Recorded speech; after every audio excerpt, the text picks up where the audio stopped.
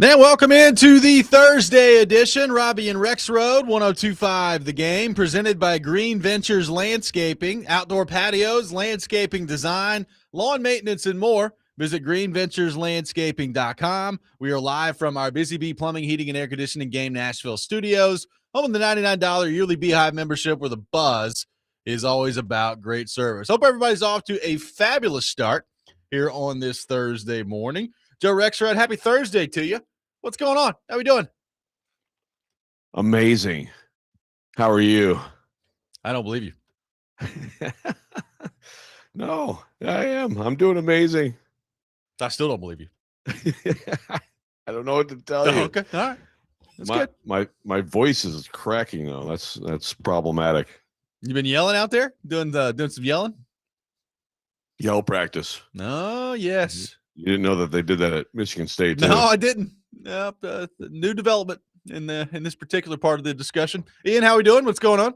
Kind of like the air raid freshman situation from Dazed and Confused. There we go. Nice pull. As long as I can make a reference to Dazed and Confused to start off the show, can't go wrong there. I mean, this does remind me, Ian, Parker that college football is right around the corner. And pretty soon we're going to start to see all these weirdos from Texas A&M again. Looking forward to that. That's going to be fun. Oh, that's true. Yeah, all the tradition of college football ramping up. Here we go. I think if you asked SEC, look, they're SEC fans, depending on which team you root for, you hate, like if you're a Tennessee fan, you don't like Alabama fans. You don't like Alabama. You don't like Florida fans. I think to a T, like if you could ask like SEC fans, like who the most embarrassing fan base is. It was like, yeah, it's those weirdos from A&M. What are they doing down there? The midnight yell and all this other stuff. It's like, what's happening out here? I agree. Now, I'd also say that, like, it's possible that the LSU fan could overtake that just because, That's true. Just because, like, their coaches are such just dirt balls that and they're just making excuses for them left and right, so they have a chance to overtake the Aggies in a way. Who's the biggest dirt ball at LSU? You have to name one. Well, seriously, I don't know. I understand that Kim Mulkey tried to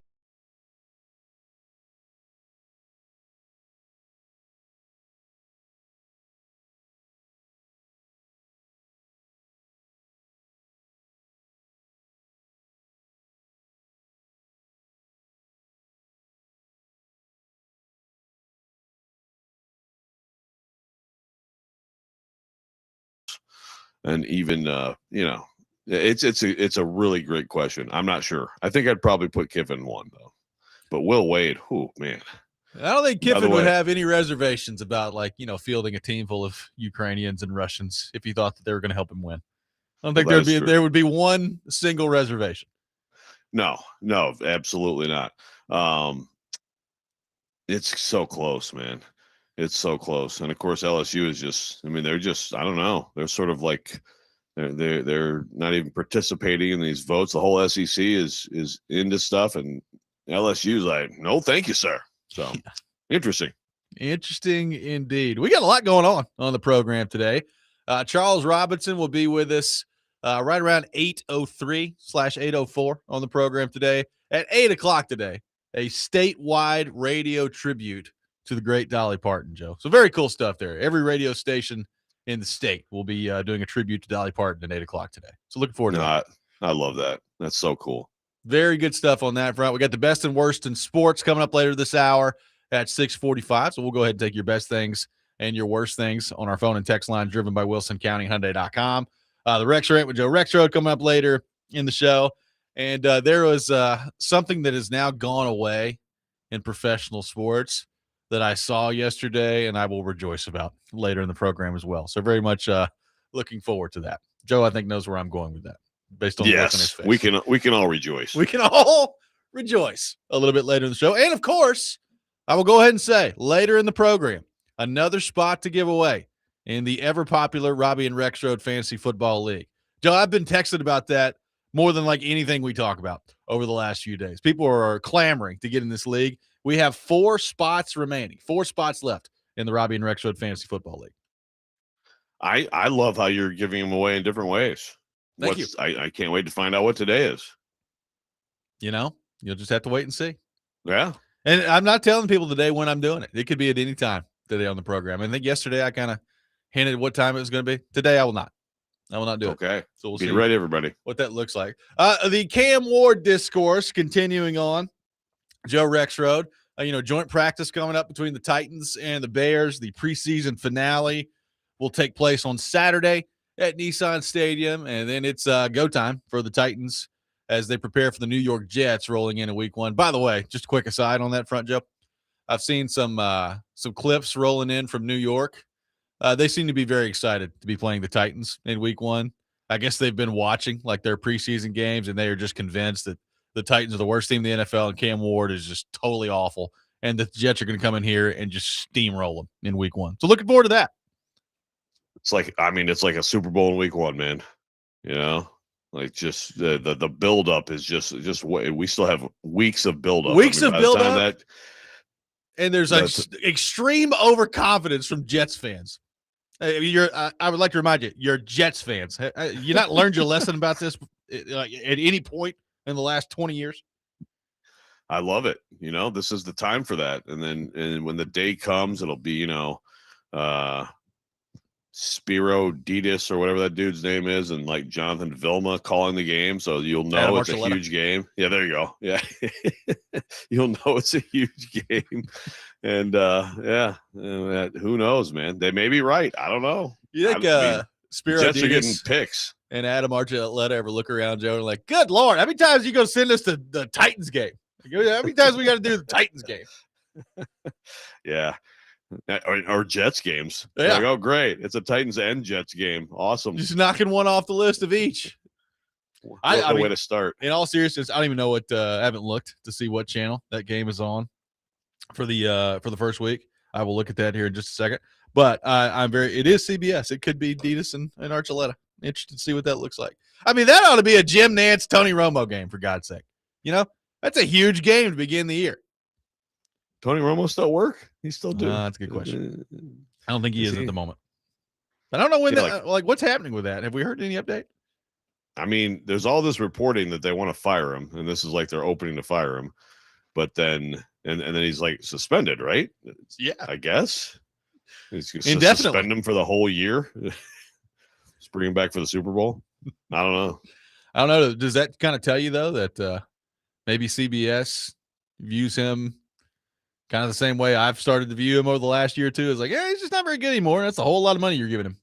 Yeah, no, I think so. I mean, get my guy. Can they steal away my guy from Fox who got screwed over by Brady? Greg Olsen? Greg Olsen, yeah.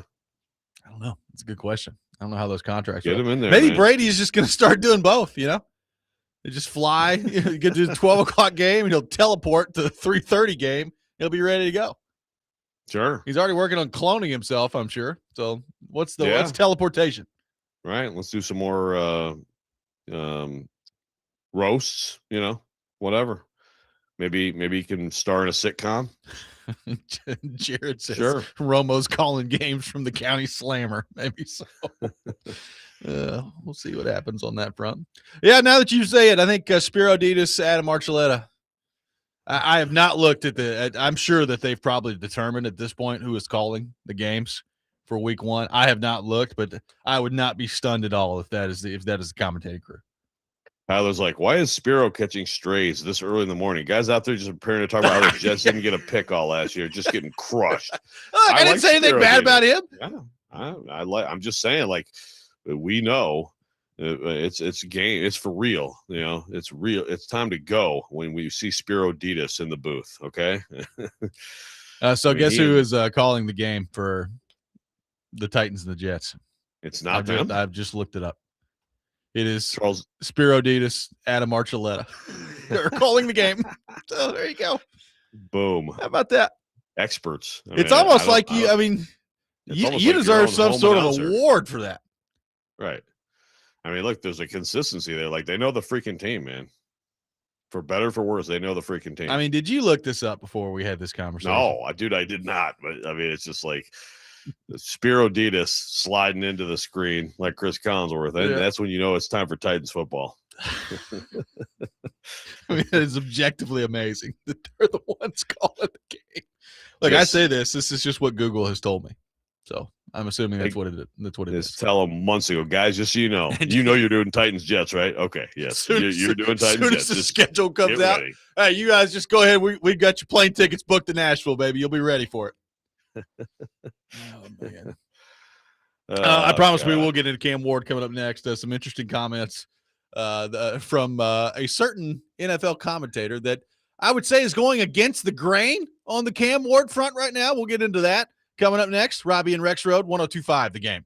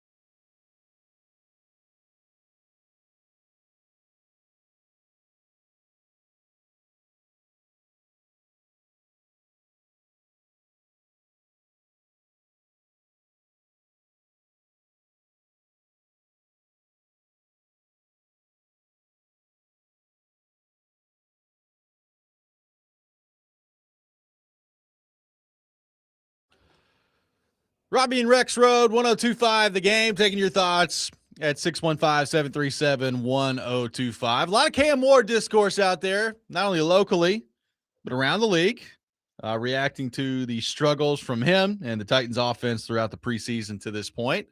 Most of it not positive and not necessarily forgiving on the Cam Ward front out there. We mentioned the Kurt Warner video. There's a 50-minute film breakdown that he did. And I was talking about that a little bit yesterday. Not overly positive with his mechanics in there on the Kurt Warner front. Well, a different Kurt, Joe, has offered a thought here. And this is Kurt Benkert, who used to be kind of a backup quarterback in the league. I think he was third stringer with Green Bay. Breaks down some film, does like some Madden stuff on TikTok and all these other things. But he was breaking down some Cam Ward Titans film, and this is what Kurt Benkert had to say yesterday. Don't fall for what they're trying to tell you about Cam Ward because it's just not true. Cam Ward's a bust. Cam Ward can't play on schedule. That's all crap. And yes, plays like these, you can't coach this. And this won't show up on the stat sheet as he's getting drilled, throwing the ball 30-plus yards downfield. But this tight end needs to get his feet in bounds. And yeah, we already know that Cam Ward can play off schedule, but I've been seeing things that he can't play on schedule and he can't throw downfield accurately, which is I've also heard them mention that they can't get the ball to Carnell Tate, which I agree. They could have given him some layups, but they didn't. They have him out playing X. Look at Cam Ward's accuracy here. Sees the safety come down. Ball is out quick, okay? Look at the accuracy on this ball. Hits him in the hands. Carnell Tate wishes he had that ball back, but I just keep seeing these things about Cam Ward all over the place. And right now, everybody else, in my opinion, around him needs to take a step up. But look at this ball placement. That's got to be a catch because this one I saw all over social media. Cam Ward underthrew the guy. Cam Ward's not accurate downfield. What if I told you that on 3rd and 7, Cam Ward actually threw a really good ball when you take everything into consideration? Because right now they've got a double mug look and he's got to go through his process. Keep in mind, this is preseason football, so the Titans have not game planned for any of this. This is Cam Ward having to come into his bag, understanding the protections. He's changing everything. He's getting into max protection. He's getting people identified. Cam Ward is operating like midseason football right now. And now watch. What I would love to see here is I would love to see this receiver stack once he wins leverage like he is told to do, like quarterbacks are told that their receivers are going to do, because I promise you, all of these inside receiver slot fades, they're supposed to win and hold this line. Gracefully speaking, there is a red line out here that receivers on fade balls when they're running from the outside have to stick on so the quarterback can throw it over their outside shoulder. Look at where this ball is thrown to as he just keeps running the hump and running the hump and running the hump and widening. This is exactly what they're going to be told in their freaking receivers room. So I'm not going to hear that I'm partial to the quarterbacks, which I might be. Maybe I am. Because in the receiver rooms of the guys that I played with, Devontae Adams, Julio Jones, they are teaching the younger guys all the time to stack and hold. If this receiver is stacking and holding here, you're not just running the hump. Like, this is, in my opinion, a really good ball to land right here when the receiver should be stacking and winning right here and fading at the last second. All I'm saying is you guys need to give Cam Ward some grace because he's not playing in the same situation that a lot of other quarterbacks are playing in. I just don't think the tape matches up with the public perception is all I'm saying. So that was Kurt Benkert, Joe, pushing back on some of the Cam Ward discourse that's been out there. What do you think of that? Cam Dues unite. Also, in that video, he just takes a break. He's like, and by the way, I've got some Cam Ward rookie cards that I can sell you for $9.99. Like, wait, what is happening right now? Yeah, that was a good cut, although it would have been funny to listen to. Yeah, look, I mean, this guy is he played in the league. I think he yeah, but I mean, yeah, it's like he knows ball. He does. I think he made a good point. If you were listening to that, it's obviously better to see it with it too. Like, essentially, in what he's saying is that the receiver widened the route, which would have been Io Manor, when he needed to flatten it. And if he flattened it, that the ball from Cam Ward was actually like a perfect throw. So maybe that, I mean, I could buy that. That sound like I believe him. I don't think he's making that up. There's other plays that Cam Ward made this preseason, the throws he made, decisions he made that he didn't address there. Like, again, he's talking about the two plays that we've talked about a ton, which is the helm play and the tape play. And I tend to, especially with the tape play, the helm play, I still feel like, you can give that guy a little bit better chance. But like the tape play, I mean, yeah, you got to catch the ball, you got to catch the ball for sure. So that's fine. But I guess it's just nice to have, it's just nice to have a variety of voices. You got Orlovsky and you got Kurt Warner out there, kind of trashing him. And so now you got this guy giving him some grace. Well, why not? Look, keep the conversation going. I would say this, like, yes, when you watch, we talked about that this week. Tate's got to catch the ball. Helm's got to catch the ball, and Ward can probably put the balls in a better spot. I mean, I think both things can be true. I mean, the receiver part of this, sometimes when some of these quarterbacks start talking about all this, they know what they're talking about. I'm not saying that they don't. But like, I almost walk away thinking for myself, like, okay, so like, is no one coaching Titans receivers? Like, are they just out there doing whatever they want to do? Like nobody's coaching anybody. It's like, so like other quarterbacks in the league, I would assume are having to deal with similar things and they make it work. So I guess that's kind of my response to that is, you could blame everything on Io Manor on that play if you want to. The bottom line is the throw was poor and he had to come back to the ball. And we talked about this with Kuharski yesterday. It should have been a flag, right? If it's flag, nobody really cares, right? Like if the ref throws the flag, then you get the pass interference on the play, and it's a first down, and nobody really particularly cares at that point that the ball was underthrown, but they didn't, and you left the call to chance and all those things. So it's cool, I guess, to get a differing perspective because I feel like for the last 2 weeks, Joe, it's been nothing but like not only people here locally, but people around America watching Cam Ward's tape, watching the Titans play and saying, whew, I don't know, man. This is a little bit worrisome out there. And Benkert basically took the exact opposite approach on that one. Yeah, by the way, I've said this before. I said this, right after the game. I know there's a lot of like, if he throws it out there, I think the right decision on that play was to go back shoulder. I mean, that's because I just think those back shoulder throws are so hard to defend. And at worst, often you'll just get the PI. You'll come back and like the guy, and again, I probably should have been PI, but so I don't have a problem with that being a back shoulder throw. I think that's effective. But I mean, it's like that segment of it is like, okay, fine. There's the two plays, the Tate Helm. It's fine. You can spread the blame around. I guess I'd still like to see what Benkert says about other plays where like we're just talking about like missed throws or the grounding against the Niners and stuff like that, right? Like there's really no excuse for some of the stuff. He picked plays where there are excuses. He did, and that's fine. And we've talked about that this week. That's it's a whole group part of this when you're talking about Helm getting his feet down, Ward maybe getting rid of the ball a little bit sooner on that play.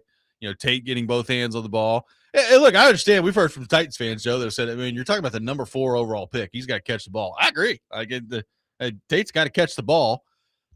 They don't game plan for these games. This thought has been thrown out there this week for the Bears game.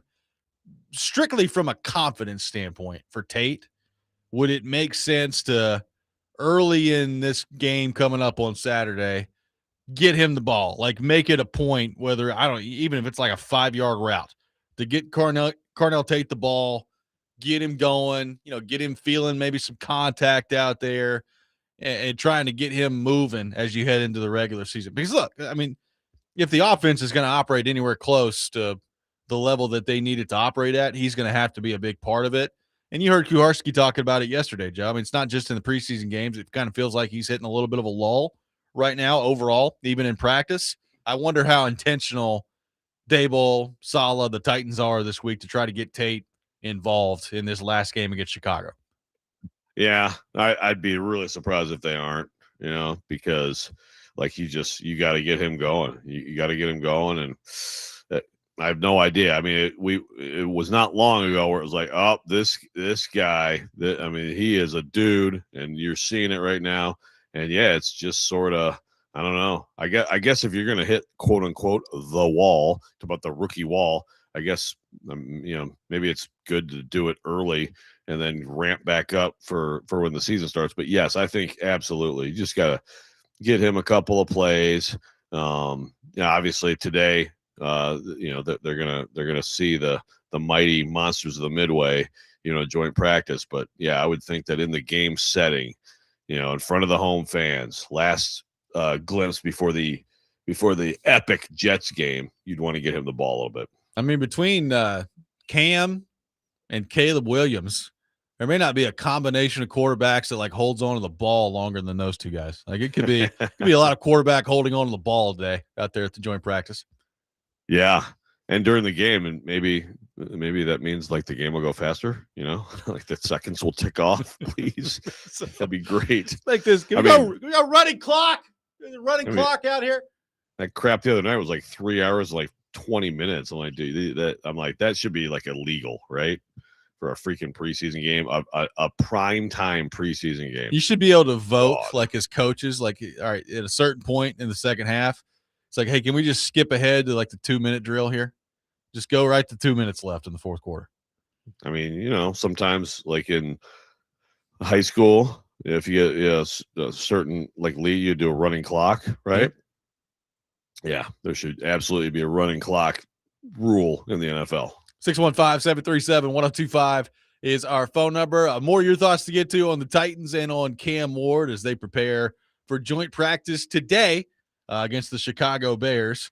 The best and worst things in sports coming up at 6:45. All that ahead. Robby and Rexrode, 1025 The Game.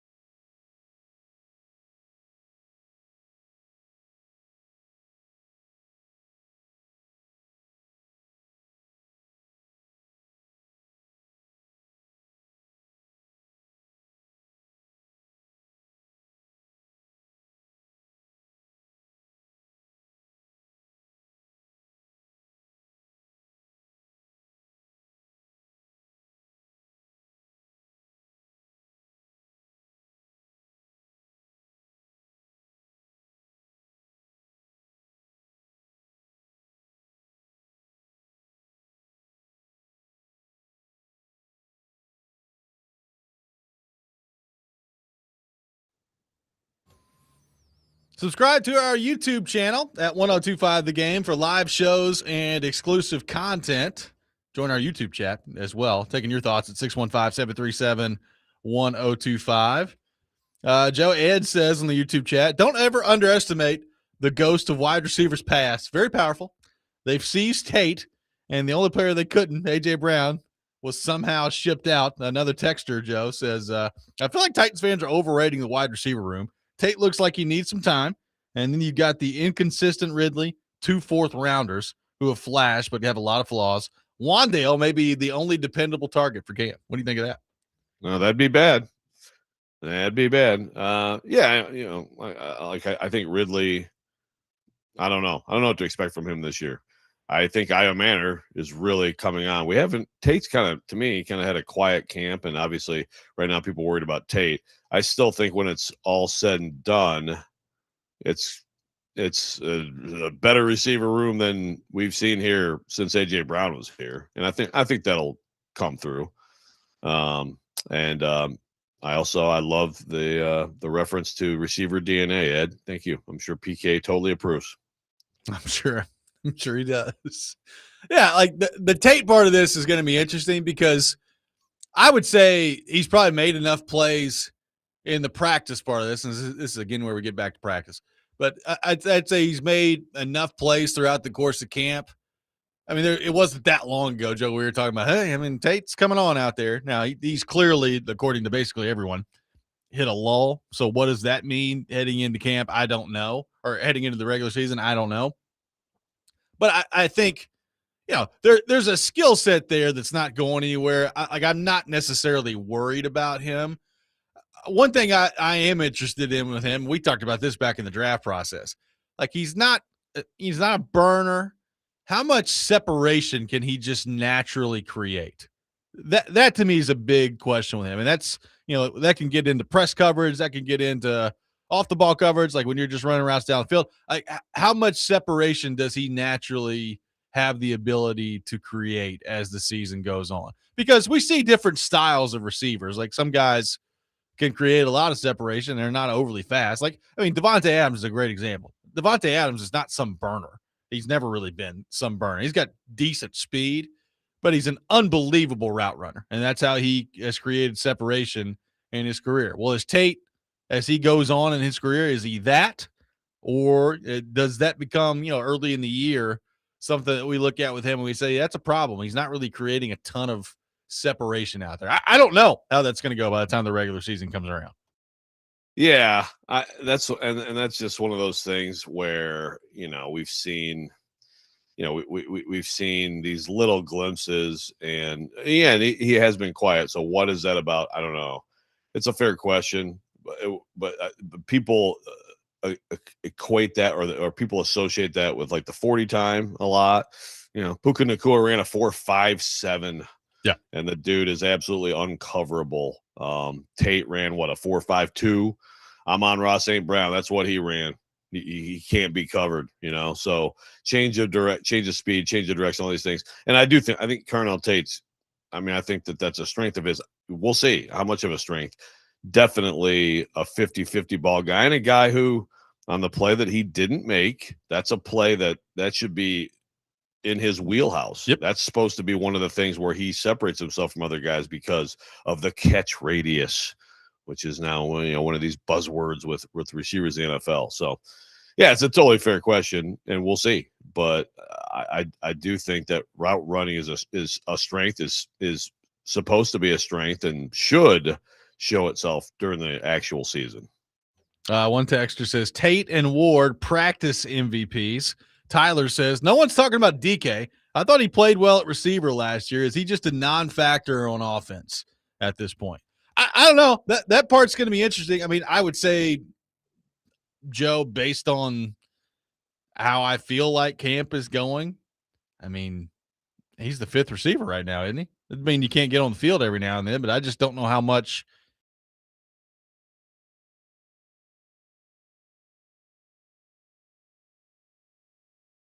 And again, we'll see with Ridley, health, and all that stuff. I kind of thought Tate, but I agree. I kind of thought Tate after last year might be the guy who jumps up, DK and pushes. Oh, I'm sorry. DK would be the guy who'd push up and and push to be in the starting lineup. And it was Io Manor who has done that instead. So, but I also would say, like, as a fifth guy, he's a 4th round pick. As your 5th guy and a great returner, that's not bad. That's why it's a pretty good receiver room. Lance says, meanwhile, 55th overall pick Stribling is almost 0.2 faster than the 40. Yeah. Okay. So, well, do you want to just draft guys by 40 time? I mean, Stribling looks great, by the way, and I think he's going to be a good player for them. But Carnell Tate was the consensus top receiver in this draft. He was not the fastest, right? No. It's just when you get into these 40 times, a 4.47 versus a 4.53 versus a 4.39, whatever. It's if guys are absurdly fast, then it's like, okay, let's see that, like, a guy like Tyreek Hill or whatever, or absurdly slow, like a guy like Xavier Restrepo. Other than that, I mean, it's just so overrated. It's so overrated. I mean, Jalen Hyatt ran a 4.40. Hasn't worked out too great for him in the NFL. Like, there's we know this. There's a lot more to it than just simple straight line speed. But like you brought up Puka Nacua, you brought up Amon-Ra St. Brown, like Devontae Adams ran a 4.56 40. I mean, that's not going to especially knock your socks off, but he is legitimately, if not the greatest route runner of all time, somewhere in that conversation. Like, he's an unbelievable route runner. So, like, Tate's got to hone. You got to find some way in the NFL to separate, Joe. And if you can't do it just strictly with your straight line speed, there's other ways you got to find a way to do it if you're Tate. Right. So Lee on the YouTube chat brings up, and this has happened a lot. I'm a little bit kind of annoyed with this because but Lee brings up, Jamar Chase, rookie preseason stats: 1 catch, 16 yards, 5 targets. He had 4 drops. There were drops. Like, just if you go back to Jamar Chase as a rookie, like, at no point, I mean, yeah, he had the drops or whatever. Someone yesterday sent me like a quote. He made I guess he had a quote about how, like, there's no white stripe in the NFL ball, and that messed him up. But, like, no one at any point thought Jamar Chase was going to be anything but a freaking stud in the NFL. Like, Jamar Chase in college was like, holy crap, is this a generational receiver? That is not Carnell Tate, right? So, like, yes, preseason stats it's a very fair thing to bring up. They can be nothing. But with Carnell Tate, it's also, like, even in practices, in the joint practices and stuff, he's not really standing out. And that's the thing. Like, he had a run there where he was making all these plays, and it was like, ooh, the Ward Tate connection looks really good, and that's kind of faded. So there's just more context to it, and I just would not compare Carnell Tate to Jamar Chase. He's the top receiver in this draft. Jamar Chase, like, that in that draft, was like, oh my God, you are so lucky that you get to draft that guy. I mean, it's Well, by the way, like, I believe no one had any illusions that he was going to be anything but a superstar. And I believe his first game of his NFL career, he had 5 catches, 101 yards, and a touchdown. So if Tate does that against the Jets week 1, I'll sign up for it right now. Yeah, absolutely. And it could happen. I mean, he's going to, all of a sudden, it's going to be real football, a whole game of football, and it's going to be, they're going to be working to get him the ball. So it might look different. I mean, on the Wan'Dale Robinson front, he's clearly going to catch a lot of passes this year. Like, I do wonder, what's that going to look like after the catch? I mean, he's clearly going to be a safety blanket. I mean, he's going to catch probably 60 balls, Joe, this year, where it's 7 yards. He catches it. He's immediately down. And instead of it being 3rd and 10, it's 3rd and 3, right? Like, that's right. That's going to be what Wan'Dale Robinson provides. And there's a lot of value in that, right? Like, there's nothing wrong with that. I do think you're going to need something from one of these guys, and hopefully Tate, beyond that, if your offense is going to be able to score points with any consistency, right? Like, Robinson's a good player, but we talked about this when they signed him. Like, Robinson is he's not a number 1 wide receiver. Like, his skill set is just a little different out there, and it's a valuable skill set to have. But, like, the receiver that's going to make or break the offense is Tate, right? Like, as the year goes on, he's going to have to be the guy that eventually develops into your number 1 sooner rather than later.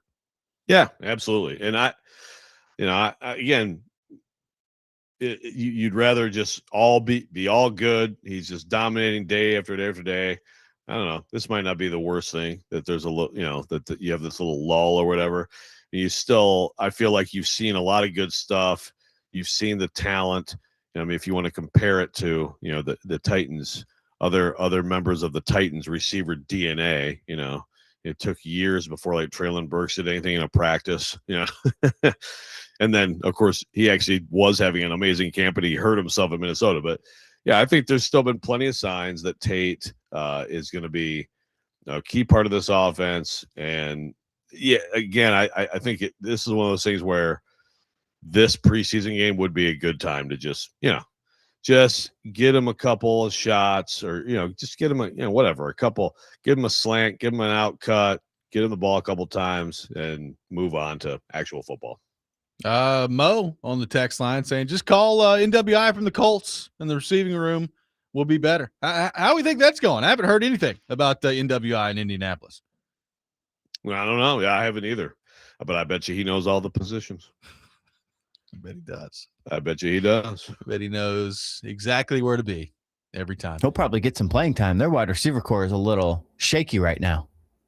I think the Colts out. Somebody hurt. Well, Pierce has had like a couple of injections in his ankle. Yep. He's, risky for week 1. They got rid of Pittman. Downs is banged up. They brought in Keenan Allen. They're rolling with Tyler Warren. Should be, at tight end. He might get a lot of targets. Warren's going to catch like 130 balls this year. So, I don't know. Interesting wide receiver core there with the Colts. It's your time, NWI. It's time to shine, baby. Time to shine. 615. Indiana football, man. Yeah. Wow, what a decade for Indiana football. Right? Nick Westbrook-Akine leading the way so Signetti could run, kind of opening the door. Yeah, he actually is the one who deserves the credit for what they've done. We'll have the best and worst things in sports coming up next. Robby and Rexrode, 102.5 The Game.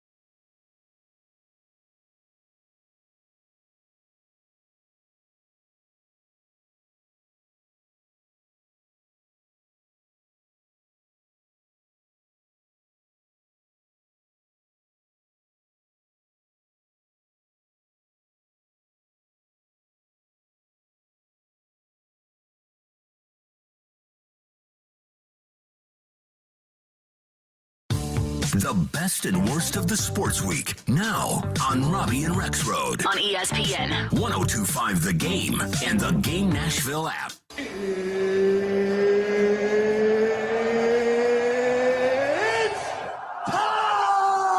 This is the worst. You look like you're feeling sorry for yourself. He's one of one. He is him. This is a Coke bottle. It's not a crystal ball. When I woke up this morning, I was feeling pretty dangerous. Okay, let's go.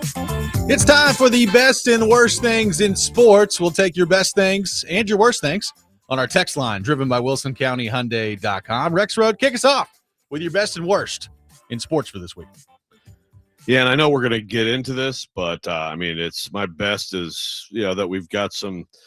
I mean, I hate to root for the NCAA, but the NCAA is getting some court wins. And by the way, at this point, so Mark Mitchell was going to Kentucky. It looks like he right now can't play. Jalen Washington, former Vanderbilt player, was going to Tennessee. Looks like he can't play. We got the NCAA winning some appeals right now, but also the conferences, the NFL doing things to just get rid of this stupidity of guys being in the pros and coming back and playing in college sports. So right now, some of that's effective, working, and it's good to see people. I think public opinion on this is pretty clear, and it should be clear. So that's my best. My worst is that, of course, we still have turds like Lane Kiffin out here. I love but these other coaches were recruiting. I mean, they were all recruiting him. We just happened to be the one he committed to, and so then everyone just looks at us. I mean, it's just like, we're just like everybody else. No, you're not like everybody else. No. And there's reporting about Lane Kiffin, encouraging these people to sue. I mean, he's completely pulling the levers behind the scenes, and it's going to be interesting, man. Greg Sankey might have to put Lane Kiffin in the corner and, have a little timeout. And we'll see. But that's my worst in sports. Lane Kiffin is a great worst in sports any week. There we go. Ian Safar, your best and worst in the world of sports. Okay, I think my worst this week, I saw this from Awful Announcing. I went back and saw the ad, but have you seen this good golf ad that had to get pulled? Yes, it was not great. It was not great. I guess they're putting out an ad for a new driver, and in the ad, one of the ladies or a lady in their group tries to grab the driver from the bag. The guy comes over and pushes her down and says, "Don't touch my driver." Just kind of over the top ridiculous stuff. It's one of those ones where you're like, how did this make it through the committee room? And so they've gotten a lot of backlash, of course, as they should. And the ad has been taken down and they've had to apologize and all this kind of stuff. So, let's be smarter when it comes to this kind of stuff. So good golf. I don't really know them. I don't watch that YouTube or whatever, but that's my worst in sports this week. And then my best, I've been seeing a lot of these robot sprinters. Yeah. Apparently this is this new thing, right? This robotic people and who knows where making all these robots. They say they can sprint faster than Usain Bolt. But I will say, when I'm having a little bit of a rough time, my favorite thing right now is watching these robots run and crash into the wall, fall over backwards, bend in half, and the sparks go crazy. Yeah, they showed some of this the other day. We were watching the news broadcast in here, and they showed some of this the other day, and it made me feel better. I was like, I think there's still some work to do before the robots come in and just kill us all. I didn't like the one where they're still got some progress to make. A kid got hit not too long ago this summer in the midsection from one of these dancing robots. Got kicked right in the stomach. That did not look good. But watching them these robots sprint and completely crash out, that's my best in sports this week. I feel like Joe, we've still got a little bit of the advantage. I guess I'm not taunting them. I'm not going to say anything about it. That's good. They're going to go for my generation first, I'm sure. It's good. My best thing in sports, the Little League World Series. I haven't been able to watch as much of it as I would have liked. But I always love when the Little League World Series comes on. A couple of things, and a buddy of mine were talking about this the other day. It's fast-paced, so it's the way baseball should be played. Get up there, and there's no messing around. They get up on the mound, they pitch it. And I know Major League Baseball has made a lot of progress in that area over the last few years, but fast-paced play. And it's just, it's for the love of the game. You got Kenley Rasmus out there at age 12. and she's out there just playing really well for the Alabama team. It's just a lot of fun every time the Little League World Series comes around. It was cool this year that like the Braves and the Brewers were around to watch some of it, and the kids got to go watch them play out there. So it was good stuff. Like the Little League World Series, I'm a big fan of. The worst thing in sports, I got to tell you, Joe, when I initially heard about 18 games in the NFL regular season, I said, that's a lot of games. I'd like to keep it at 16. We've moved to 17. We're eventually going to 18. But the more I watch preseason football, give me the 18th regular season game, man. Let me tell you, let's just continue to cut down on preseason football. We're now entering into the third week, and I am far beyond over preseason football. Let's get to the real thing. I'm with you on that, which brings another best candidate, which is we have actual real college football. Yes. We're very close. So get ready. Yes, absolutely. Even if it's Belichick this weekend, there's at least some level of intrigue to that. Also, like I think Brian Kelly calls a game this weekend, Does so he? we can make fun of him. I think so. He might be. Yeah, is he doing the UNLV game? Maybe, I don't know. I'll find out. Good worst from Jeff was I saw this and I saw some people celebrating, some people not. But so did you see this? ESPN's getting rid of the bottom line. No. Yeah. So during college football games, they're getting rid of like the bottom line at the bottom of the screen with all the running score thing. Jeff from Nebraska is like, what the hell are we doing here? And I'm like, yeah, I mean, that thing used to be incredibly, like, before the internet, my God, was the ESPN bottom line important. That's how I would like follow scores of games I cared about, It's true. I don't know. I mean, I don't know. Is it that important now? I don't know. Some people are excited about it. Some people are mad about it. A lot of people voting best things in sports. Nashville SC. They just keep winning, baby. A lot of winning going on out there. Last week, give it a week off, but big comeback down to one late, tied it in extra time, and then got the winner in extra time to get the 3-2 dub. Keep the streak going. I mean, they even had Alex Doherty from the Tennessean out there covering the game. A lot of stuff going on. Yeah, they said Preds coverage. No, thank you. We're going out there for Nashville SC. I like it. I like it. Bring out the big guns, big Dougs. I don't know. Sorry. Could have been a Doug talking in the house. Talking's hard. Sure there was. 615-737. Was a great video game in the 80s.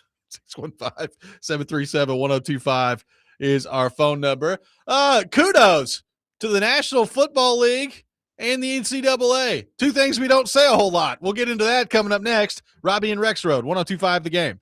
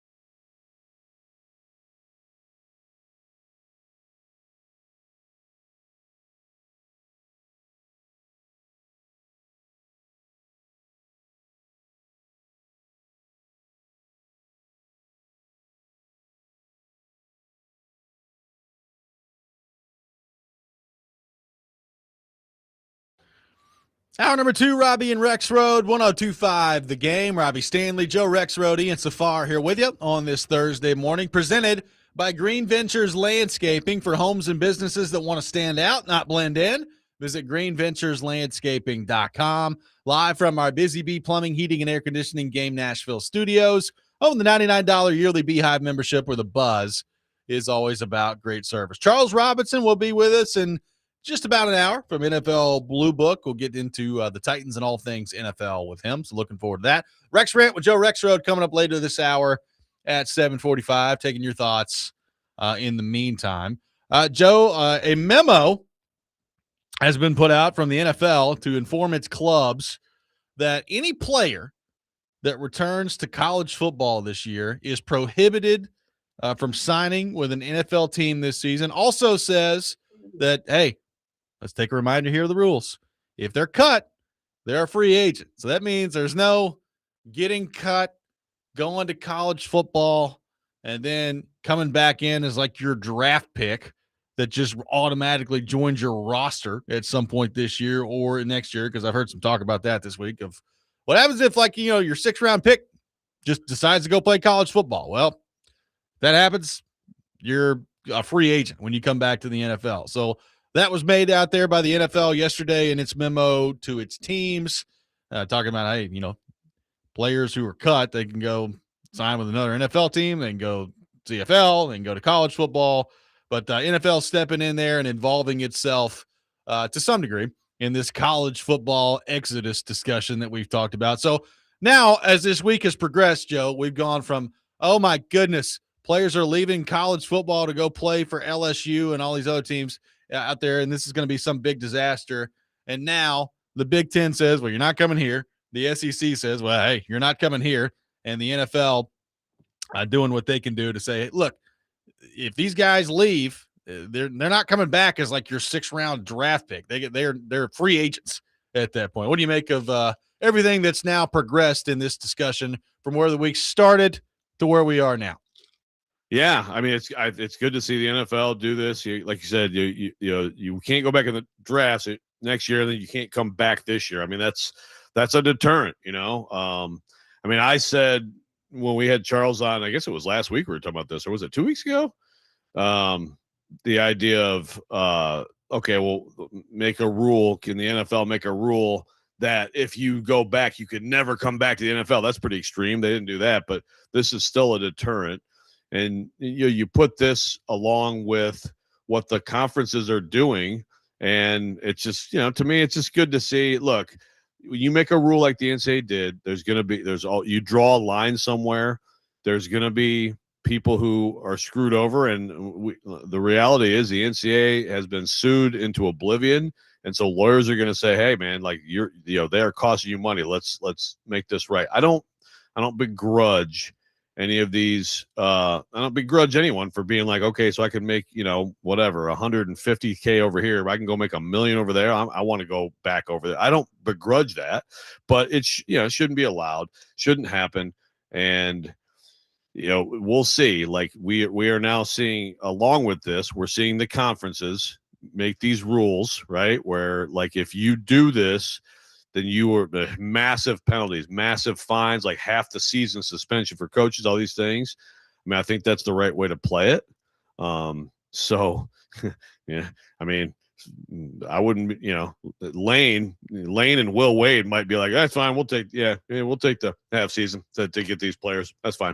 And, you know, we got endless money here. So just pay the bill, you know, pay the fine. But I think that's good for the conferences. And then now we're seeing some NCAA wins also on some of these appeals on the injunctions. So, you know, it's like at this point, any school that is like, oh yeah, we got to go get this guy. And again, that does include Tennessee with Jalen Washington. Now it's like, well, maybe you shouldn't have messed with that. Like maybe you should have just been happy with your roster, not screwed somebody over on your roster to go get this guy, because now you're sitting there in limbo and you have no idea. You know, Kentucky looked amazing the other day when they had Mark Mitchell. Well, now he's ineligible to play. Will that change? It could, but you know, this is why the schools, the programs, the coaches who are like, you know what, I'm not even messing with this stuff. I give them a big tip of the cap. Well, there was a you mentioned the new rules from the SEC. So there's a vote that LSU abstained from that basically has imposed some of these penalties to deter some of this. Here are some of them. The coach suspended for half of the year, a fine of 50% of that fiscal year's operating budget for the sport, which is just pretty significant. Yeah. The school's loss of voting privileges on conference business matters, quote, and any additional penalties the commissioner and presidents deem appropriate. So take that for whatever you will. But those are pretty stiff penalties, Joe, that I think will serve as a nice deterrent for most people. We'll see if LSU follows suit. Sankey's like, and you know what? How about Lane? You have to run the stadium stairs for the next 5 hours. How about that? We'll throw that in there too. Lane, I love your that ass last, up there. It's like, Yeah. Here are these 3 big things that we're going to do. And by the way, if all those things don't deter you, we reserve the right to basically do whatever we want after that. Yes. Sankey can also act as a frat pledge master and make you like eat like old, whatever, like stuff out of the trash or whatever. I mean, yeah, like it's just, let's get weird with it. No, it's great. And, of course, yeah, LSU, because the other day it was reported that the initial vote on the SEC essentially not allowing pros back in was 16-0. And it was like, whoa, LSU was like, yes, we vote for this. Also, Lane, good luck, buddy. Go get some guys. But now they abstain because, can't make Lane and Will mad. Those guys are just out there just trying to, cut every possible corner in sports. And Will Wade, by the way, RJ Lewis, who, this is a dude who left 2 years ago for the NBA, right? Left St. John's. He is now ineligible again. We'll see where it ends up. But, people were sitting there talking about a Final Four roster with him, which I didn't buy anyway. But now he's ineligible again. It just, LSU, if you're an LSU fan listening, hey, man, I get it. You're going to support your coaches and like, hey, you guys would do the same stuff. And I just want to, everybody's just out here trying to win. But my God, it's embarrassing. These 2 guys are just absolutely embarrassments.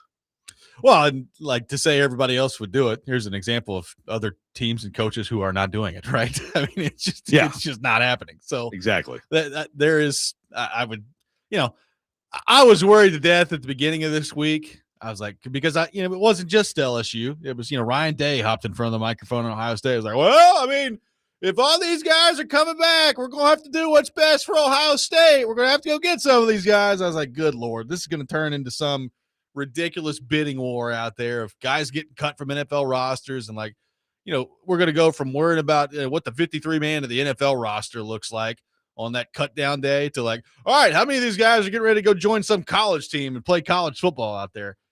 It is good to see, at least from my perspective, Joe, there actually does appear to be a line. I was not convinced ever that there was, based on everything that's gone down in college sports, of like somebody stepping in and doing what's right for the good of the game. And it's nice to see that has actually happened this week. I'm pleasantly surprised by it. Yes. Yeah, exactly. Like this is one of those where everybody can agree on it. Some people were mad about players getting money. I thought that was stupid. Those people, I think most of them are like, I guess they've either walked away or they're like, oh yeah, that was dumb. They should have gotten money all along. But, this is one of those things where I think we can all agree, yeah, this is ridiculous. Because again, you're taking opportunities away from people who are actually in college on the team and high schoolers trying to, play college football. Like, you're screwing over other people when these people can come back. Robert in Nashville says LSU's going to go Notre Dame and become independent. Now that's pretty good. We declare we are now independent. We are not in the SEC any longer. Yeah, that's beautiful. Craig says, what would stop a draft pick like Arch Manning or CJ Carr from getting drafted by a team they don't like in the first round, then going back to college? Well, Craig, again, like what we're talking about here would stop it. And this is the beauty of this. It's really smart because a lot of the foundational issue here is antitrust law, right? Yep. So it's like if you are denying the NCAA, college football at large, is denying someone their right to earn, then that's illegal, and that's why the NCAA has been getting crushed in courts. But when conferences make the rule, you can say, and again, we're going to see how this plays out. Like there are judge rulings to come, but the beauty is, it's like, well, they can still go somewhere else and play. You know, like, it's just our conference rule. They can go somewhere else. And now play for Tulane. Well, and that's the thing. It's like, so are we going to see? I mean, basically, some of these guys, going to go like, get some action in at a discounted rate. I know some people are like, how about the Big East? They're just going to take all these hoops dudes and just destroy everyone. Well, we're good. We'll take them. We're the Big East. We'll take them all. But that's how you get around the antitrust thing is just conference rules that you're not denying them. They just have to go somewhere else. So it's going to be really interesting to see how that plays out in court. Let's head to our phone line, driven by WilsonCountyHyundai.com. Welcome in Adam in Portland to the program. Adam, good morning. Thank you for calling in. What's up, Robby, man? Joe, where did you go to school? Michigan State, is that right? That is right. You should be able to quit your job right now and go back and play fullback for Michigan State. Like, because it's basically professional football anyway. It's semi-pro football. I think, as long as you take care of your feet, it's important. But Get out there, dude. Like, you got the size for a fullback. As long as you can, you're going to have to run. So you have to get used to don't die on TV. Like, that's important too. But I think anybody should be able to go back to school at this point because it's not college anymore. The special part about college is over. So, yeah, go be a Spartan, dude. Like, live your dream. I think we should anybody should get to go play ball at any time now. Thank you, Adam. Well, I mean, that was always true, though, right? Like, I mean, if you have eligibility, you could always do it. Like, there are stories of like old dudes going back and playing college sports, right? Because they never played before. That's fine. Haven't we just seen one? Isn't some 47-year-old guy joined some team somewhere? Yeah, Ian, I do you think can't remember exactly where or what school, but you think Rexrode has the size to play fullback? Yeah, I think so. He's a little tall for a fullback, maybe. Yeah, I'm a little. Yeah, I may be fat, but I'm also kind of lanky. I don't know that I'm really fullback. I'd be more of a tight end. Tight end. You could do. Yeah, it could be a little the move tight end, the old H-back situation. Yeah. It probably. I'd be a good, like personal protector on the punt team and try not to hit anybody ever or get hit, something like that. Never make a play. Never make a tackle. No, not really. But in seriousness, to Adam's point, yes, this stuff is all ridiculous. There actually are people who like play college football who like are going to college. I mean, that is a thing. Like, I mean, nothing to me has really changed that much in that way, other than some of these schools, like for example, Notre Dame. I mean, Marcus Freeman was asked, and he's like, "Yeah, we can't take any of these dudes. Like, you can't it's academically, we couldn't just get someone in, So there are different degrees of seriousness of school. Apparently, at LSU, it's like, a basket weaving 101. Come on in now, But I just like to do that voice. I like it when you do it too. I was trying to figure out exactly what it is. It's like I do declare. Yeah. It's definitely Foghorn Leghorn is tied into it. There's no doubt. Yes. Yeah. Brian Kelly, somewhere in there. 615-737-1025 is our phone number. More to get to on the college football front coming up next. Robby and Rexrode, 1025 The Game.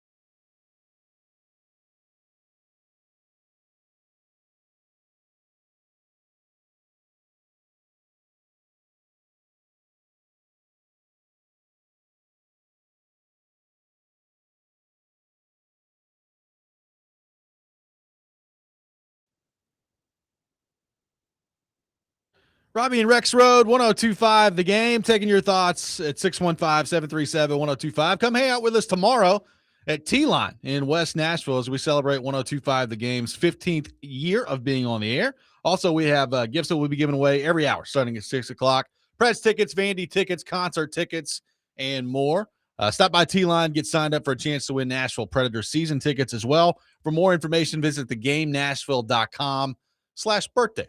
Taking your thoughts. We'll have the Rex rant later this hour. Charles Robinson coming up a little bit after 8 o'clock today here on the program.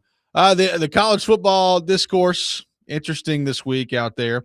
By the way, people saying Joe sounding like Leonardo DiCaprio and Django Unchained, saying somebody said you're a combination of Foghorn Leghorn, Brian Kelly, and Ed Orgeron.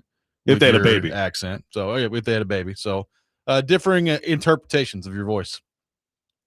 I do declare, Lane, we must go get these players. You can have as much money as you like, Lane. What is remember? What's Katie think when you go into your Cajun accent voice? I don't think she listens a lot, so it's probably just for the best for all parties involved. I don't do it at home much. Maybe I should. Maybe I should trot that out. I think darling, shall we go out now for some chicken fingers? What do you say, my darling? I think she might legitimately punch you. Yeah, the divorce. Yeah, that's just immediately follows. Oh man, I mean, like you said, it's an exciting week, Joe. College football actually gets rolling this weekend.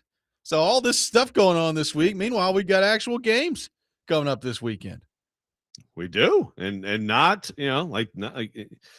obviously the main event, I guess, would be the Belichick TCU game. TCU, by the way, I mean, Sonny Dykes is sort of embattled as well, so that's a really interesting game. But Virginia, NC State, I mean, that's kind of fun. Get right into a conference game. I thought there was a game Friday, but maybe I mean, there are some games tonight, depending on how deep into college football you want to go. Like Maine and Towson play tonight. I don't know if I'll be tuned into that one, but it's apparently out there.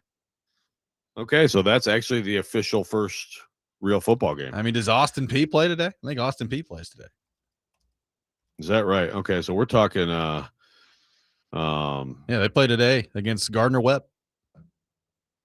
Okay. So we got all kinds of college football going on.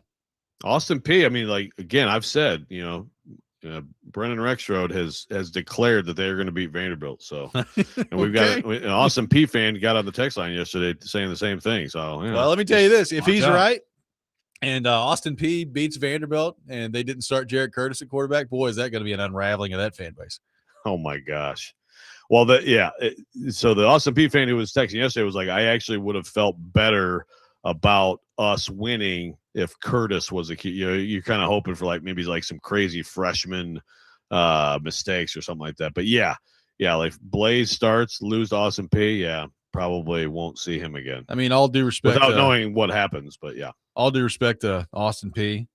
But couldn't Vanderbilt turn around and hand the ball to Cedric Alexander 30 times in the game and probably beat Austin Peay? Yeah, and another thing, I didn't say this about their scrimmage. We talked obviously about the quarterbacks.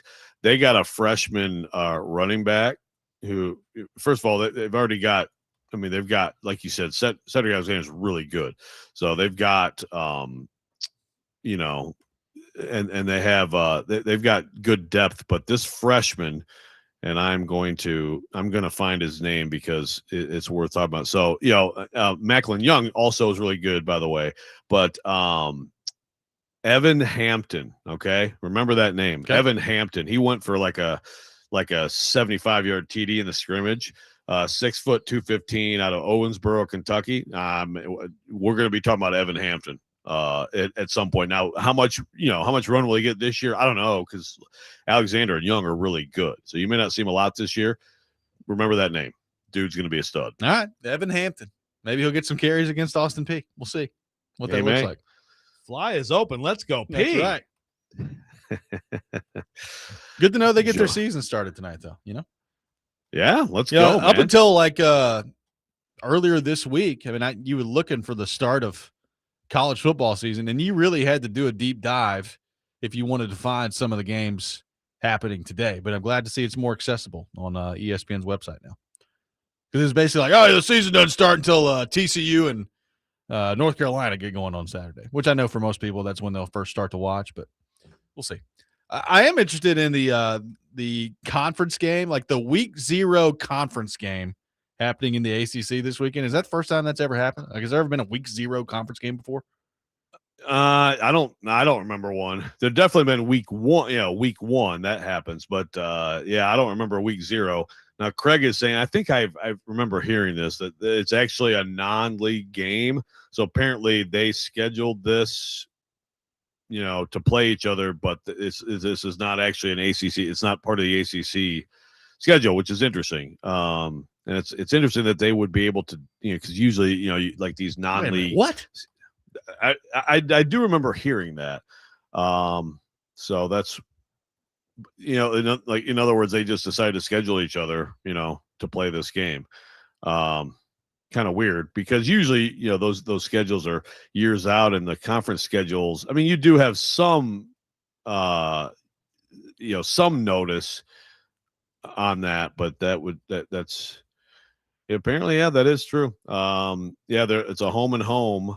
That they announced in 2024 that will not be conference games. So they found out that they weren't going to be on each other's conference schedule, and they scheduled home and home. I'm here for it. Good for them. I've never heard of this ever. Yeah. Let's get Tennessee. Like Tennessee, Florida can schedule each other, and it just doesn't count. Yeah. I mean, you can do that. It's like the conference schedules. Like here's your whatever, your 8 conference games or your 9 conference games. That happens in hoops a fair amount. In sometimes I know in some now basketball is a year-to-year schedule, so it's different. But like what would used to happen, like in the Big Ten, is actually I think Michigan State did this. There were some years where they only had 1 play instead of 2. They've kind of fixed that where they always play twice. But then they would play the other game, wouldn't count in the Big Ten standings, but they'd have the other. You know what I mean? They'd play it, so they would play twice. So yeah. Well, I've learned something new today on the program. That's one of the dumbest things I think I've ever heard. Yeah, I mean, that's hardcore. That's, it'd be one thing if they were in like different conferences and then they had the realignment. Right. Right. And yeah, exactly. Yeah. I mean, hey. We're going to play a conference game, but it's not a conference game, so don't count it as a conference game. Hey, it's better than them scheduling, like for Virginia, or like Old Dominion. I don't want to, I don't take any shots at Old Dominion, but George Mason. I don't take any shots. The injury report is out. Apparently, Virginia has a lot of players missing. That's not good. Not sure how much that affects, week 1, week 0, but they have a handful of players out. Pretty large number considering it's only the first game. But gotta love those injury reports. So what you're saying is take NC State. I am not telling you that. I got no clue on these teams. I'm just going on the On3 injury report. It's been put out, the ACC injury report. I mean, I will watch a little bit of NC State for no other reason than they play Vanderbilt here in a few weeks. So get a first look at those guys. Absolutely. Chad, Balls fan, says, if Boston P beats Vanderbilt, I personally promise to drive to the studio and laugh for 4 hours straight into a live mic. Okay, well, we don't promise to let you do that, Chad. But we're only on for 3 hours, so you'd have to ask Jake Lyman about that extra. You'd have to do an hour with Jake after us. But, shocker, I feel pretty good about Vanderbilt beating Austin P. 615-737-1025, our phone number, 615-737-1025. A wonderful development that has taken place in the world of sports that we can all celebrate together, and we'll do that next. Robby and Rexrode, 1025 The Game.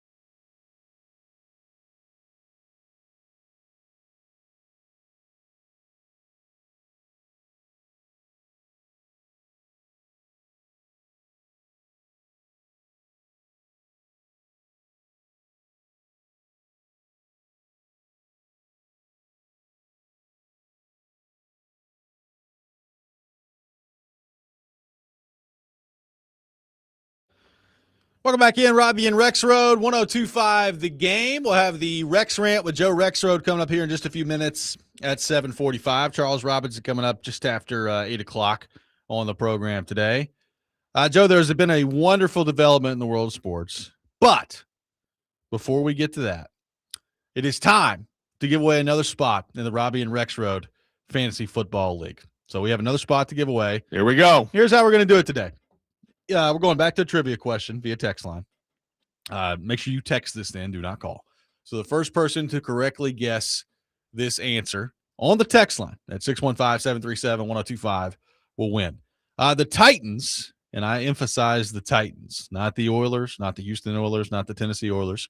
The Tennessee Titans opened Adelphia Coliseum on September the 12th, 1999. They hosted the Cincinnati Bengals in week 1 of that year. It was a thrilling 36-35 win for the Titans in a year where they would go on to go undefeated at home and not lose any games at Adelphia that year. But there had to be a first touchdown scored in Tennessee Titans history. Who scored the first touchdown in Tennessee Titans history? If you know the answer, hit up the text line, 615-737-1025. The first person to correctly guess will win another spot in the Robby and Rexrode Fantasy Football League. I'm going to assume, and I don't think saying this is a spoiler, but I'm going to assume, because you asked that question, that the answer is not Eddie George, because that would be the obvious I will answer. give you a hint. It is not Eddie George. That's my Interesting. Hint. Let's go text line. I expected to see answers on this text line already. Would have been hilarious if it was Eddie George, but it is not Eddie George. We got some different. Oh, I got 3 different answers right away on the text line. I can't wait to find out the actual answer here. Well, I can't wait to find 4 out different either. answers. 5 different answers. Well, I can tell you, I'll give you a hint. The answers that I've seen to this point until just now have all been incorrect. We've got some correct ones rolling in there. So there you go. Okay. I'll give it about 5 more seconds to just let people feel good about themselves. The answer, real quickly, because there have been people that have already guessed it. The answer, Joe, is Steve McNair, a 1-yard run into the end zone. And I threw that out there because I didn't think people would think of the quarterback running one in, but he did. Steve McNair. I don't remember if it was a sneak or not, but a 1-yard run for a touchdown. Listen, that's great, and congrats to the winner. I still think you should give the spot to Kevin, who responded with Dan Pastorini. I mean, I think he should. I think you should just give him the spot. Okay.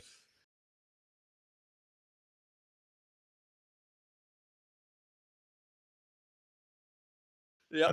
Congratulations. Ian will get the information for the winner, but Steve McNair, the correct answer. That was a wild game, if you remember it. Titans got up 26-7 in that game, and then the fourth quarter were down 35-26, and then won 36-35. So a wild opener for the Titans against the Bengals. Would that be Achilles Smith's Cincinnati Bengals? I believe that is I thought it was correct. Jeff Blake. I think they both played in that game, if memory serves me Okay. correctly. Oh yeah, Let me Jeff find Blake, the box score. right?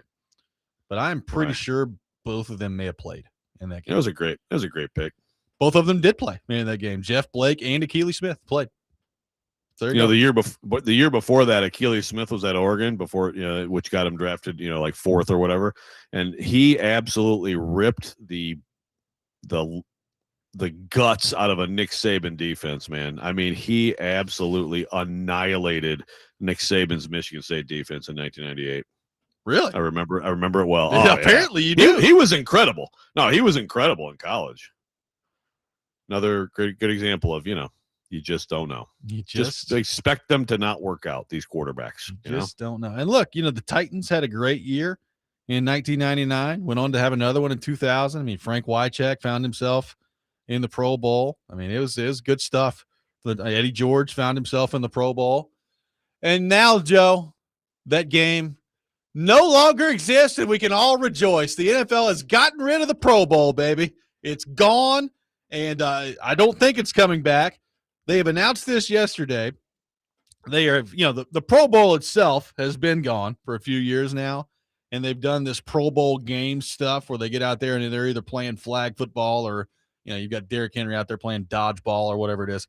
They've gotten rid of the Pro Bowl games, and instead are shifting the focus to celebrating the honor of being a Pro Bowl. So, Joe, this is great news to me on two fronts. Number one, none of us have to watch like the Pro Bowl or, the dodgeball competition or anything like that anymore with these people. I didn't watch it anyway, but apparently some people did. Like they watched the Pro Bowl games and the Pro Bowl. So that's no more. And number two, Joe, I think with the way that they're going to do this, being a Pro Bowler actually means something again, because they're not going to have any alternates. There's not going to be any replacements. They're just going to name 88 players to the Pro Bowl at the end of the year. And there's no game to worry about, so you're not sitting out of it or subbing out of it. If you're a Pro Bowler, it's actually an accomplishment again in the National Football League, and we don't have Snoop Huntley out there as a Pro Bowler after playing 3 games in a season. This is all very good news. And yeah, so basically, because we've had this argument for it, it's like the reality is you still use it as an honor, right? You still use it as this guy's a 4-time Pro Bowl offensive guard, agents use it in negotiations. So it should be meaningful. It's not as meaningful as all pro. All pro is more exclusive, right? But Pro Bowl actually will be what it should be. Some of the top players in the league. And yeah, everybody who has spent most of their lives not watching the Pro Bowl now won't have anything to not watch. I mean, you tell me, anybody on the text line, if you actually watch the Pro Bowl, you are a sicko. I mean, and I guess I feel bad for you today that you won't get it anymore. But I feel like this has got to be like a 99% approval rating from sports fans, right? I mean, I would hope so. And again, I think the coolest thing is, like you said, the Pro Bowl actually means something again. Shout out to, I guess, Shador for getting one in last year before they started. He'll always have that Pro Bowl. He'll always have the Pro Bowl at this point. But I think this is great. And I actually, there were some quotes on this from, I believe it was Peter O'Reilly, who's the EVP of the NFL. And he said, quote, this, I've just lost the quote. He basically said, it's okay to be the first professional league to basically get rid of the All-Star game. Yeah, quote, it's okay to be the first league to walk away from a competitive All-Star game. And I always thought that as stupid as the Pro Bowl is, and as much as people don't like it, because there's no way to replicate real football with the injury risk that goes into it. Yeah. I still thought they'd probably never get rid of it, because it's it's our All-Star game. Why would we get rid of it? I'm glad that somebody in there finally had the good enough sense to say, hey guys, we're the NFL. We basically control everything in American sports, and the money's just getting bigger and bigger and bigger and bigger. We can really make our own rules here. We don't have to do something as stupid as this Pro Bowl game. And sometimes it's okay to just admit that something's a bad idea and move on. And I'm glad that the NFL's done it. Yeah, no, absolutely. Now, my next question is, do we get to the point where we get rid of all of them? I mean, I guess I don't know. I still, I think the MLB one's fine. Yeah, baseball is the one where I'm like, okay, I still kind of like and it's, whatever. It's in the middle of summer. Anything of interest at that time of year is fine. But I mean, I could do without the NBA and NHL stuff too. Honestly, the NHL, I don't know how you go back to one. I really don't. After the 4 nations of the Olympics, I don't know how you then say, all right, well, we're just going to return to having an all-star game this year and just do the all-star game the way that they've always done it. I don't know how you do that. I think the NHL all-star game is kind of similar to the Pro Bowl of if there's not going to be any threat or any semblance of physical contact that goes on out there, then you can't really have a game and call yourself an NHL game. Exactly. Yeah. And look, I used to love the NBA All-Star game. I mean, love it. It used to be so fun. It was competitive enough, but it was also, a lot of the defense was lax, but now it's just, I don't know. It's so weird and hard to watch. We do have people on the text line who are my kids will be upset. I got this texter says, I watched the Pro Bowl. My son loved the Pro Bowl games.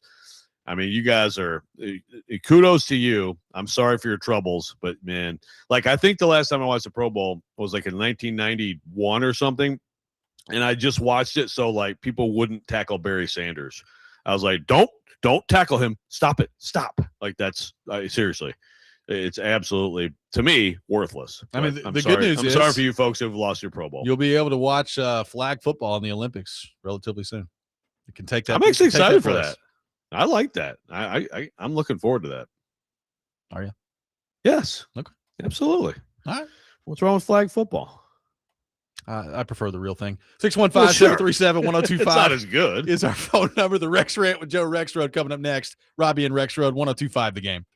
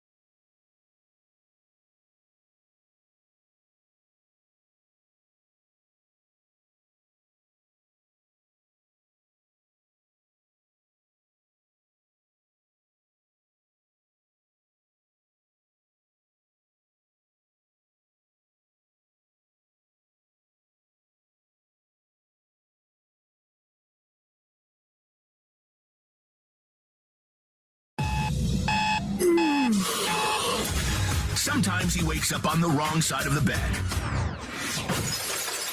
And sometimes he's just, well, Joe. Awkward moment. Let's do it. This is the Rex Rant, now on Robby and Rexrode. CPAP Update with Joe Rexrode. Lane, you must hire a defensive coordinator, but call him a coordinator of war. You know what? I think I'm going to choose violence today. You better lawyer up. I just talked to Lane for 2 hours on the phone. Oh, that's our guy. He's running over everybody out there. Look at him. He's like a fullback on wheels. We don't have a disclaimer that a cranky old jackwagon's coming on the show every time you come on.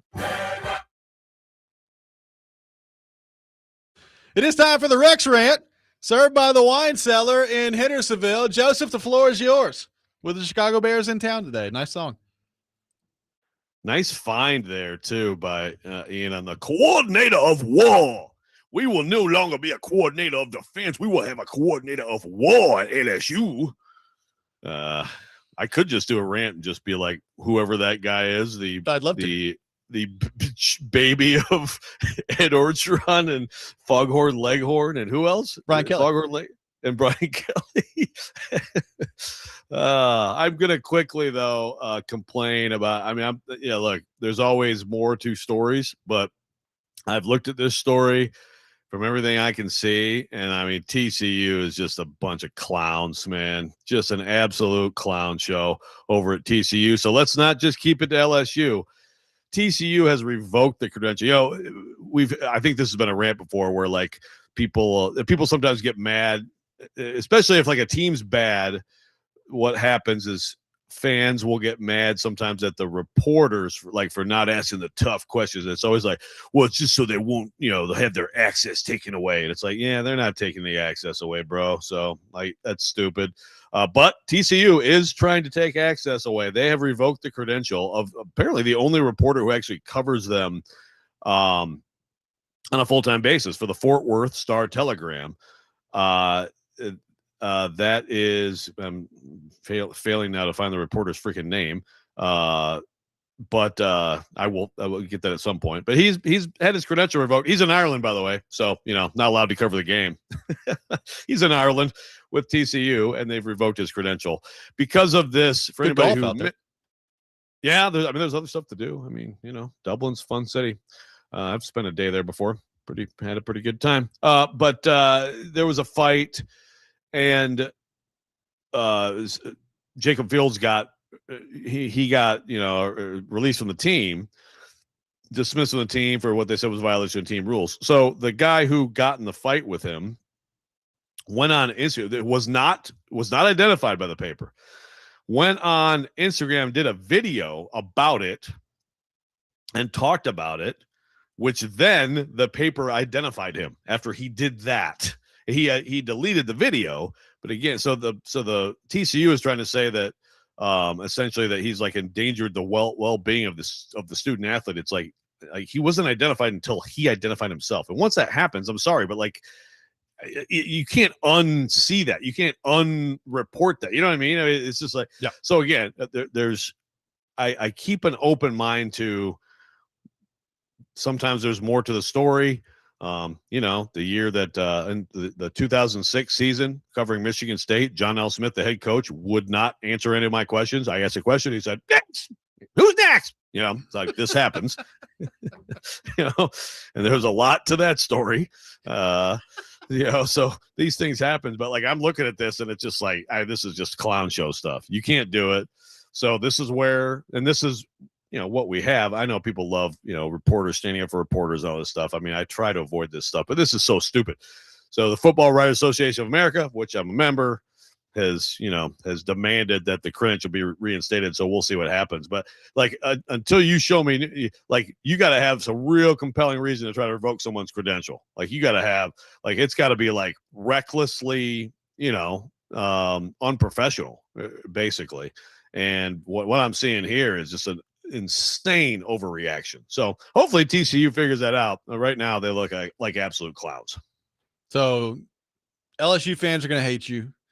TCU are not going to let you in the football facility this year. This is a impressive tear down. Greg Sankey already gets nervous when you're around because of how much we make fun of him. I mean, it's going to be an impressive kind of shakedown of college athletics that you're doing here. I support Greg Sankey. I mean, I think he hates my guts, but I support Greg Sankey, and I think that I'm all in with the Sankster here. Why would he hate you? Oh God, yeah. Stuff I've written, stuff I've said, my face, looking at my face. He's friend of the my show. punchable face. Now that I think about it, he hadn't come on in a little bit. No, he wouldn't even like do an interview for my Paul Feinbaum story. I'm like, geez, I'm trying to write like a nice story about Paul Feinbaum. Oh, you're writing it? No, I'm good. No, okay. thanks. No, thanks. All right. Appreciate it. Access revoked. But yeah, this is allocations elsewhere. I do declare, Commissioner Sankey, I fully support your ruling on this matter. This voice, I mean, you've got several contenders. I mean, your Kuharski one's always going to be tough to beat. People love the Borgonzi one. This one's moving towards the top of some people's list based on the comments that I'm reading here. I go like months without doing it. I have to. Now that we're in football season, LSU is going to be a prominent team, good or bad. So we got to make sure.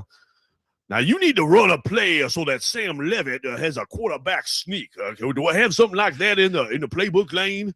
I mean, Ian, can you imagine? The time we got him almost to do the whole show in a Kuharski voice. Can you imagine him doing a whole show in this Cajun voice he's trying to throw out there? It'd be amazing. That would be pretty good. Might be a little bit of a challenge. Could be a hurtful one. You might, not feel great on the throat. Take the next day off. Yep. But the old voice box there. But it'd be fun for the rest of us. Lane, if you can go get Harrison Butker as your kicker, I will give you a crawfish etouffee that will blow your mind. You got to get me. Take the microphone away from me. We're going to move from something that probably could be borderline insufferable at some point, and we're going to move to something fantastic. Charles Robinson will be with us here in just a few minutes. But before we get to Charles, we're going to join a statewide tribute amongst all radio stations for Dolly Parton coming up next. All that ahead, Robby and Rexrode, 102.5 The Game.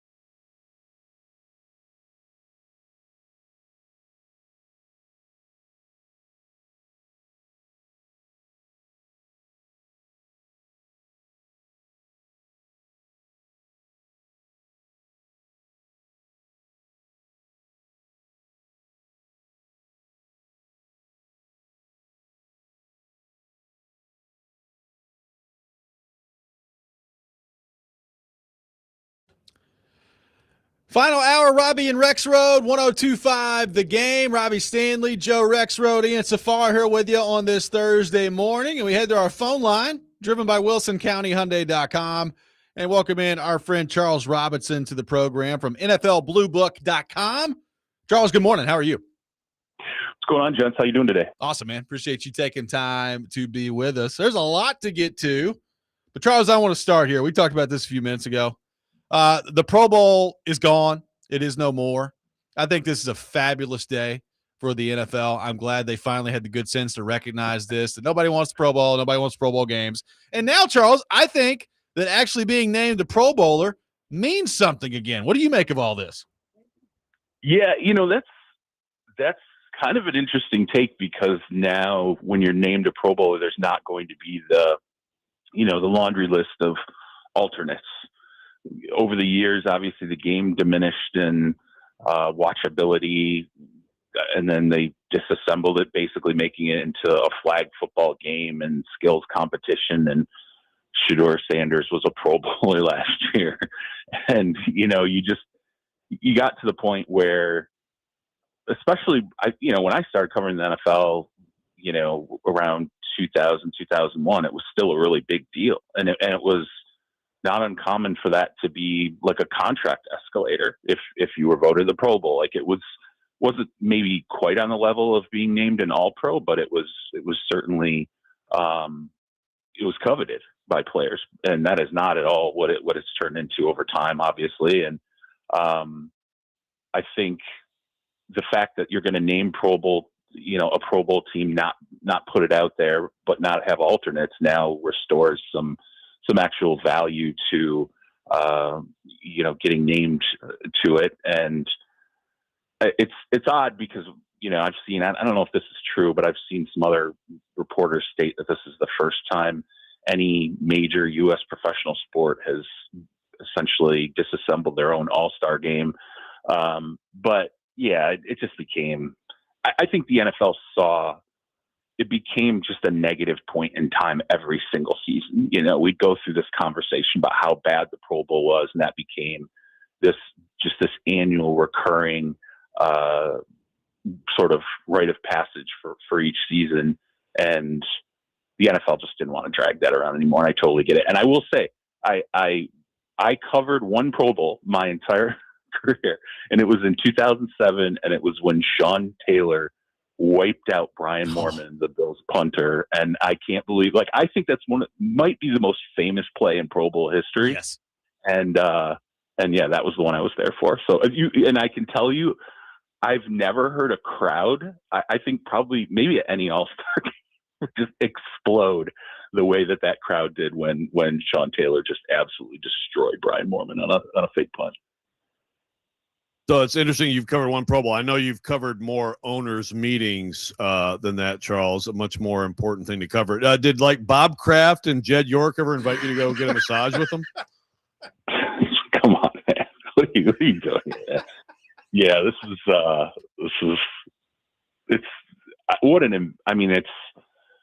allegedly Jed York obviously being arrested. The body cam footage is now out there by the Mahoning Valley task force that put together a prostitution sting. I was interesting to hear the police. I wonder, in the body cam footage, they're going through Jed York's wallet and they're talking about how much cash he has. And at one point, clearly they see an ID, and you can see them, like, one police officer is kind of showing the ID to the other police officer. And I'm like, do they know are they recognizing right now who this is? And is this sort of the subtext of the conversation where they're talking about, like, I can't believe, people, I'm paraphrasing here, but people with all this money, they can do so many other things and they do this. And it's certainly embarrassing for York. It's embarrassing for the league. And what's really interesting about this, though, is now you have to figure out, like, Robert Kraft, there was no suspension in the Robert Kraft,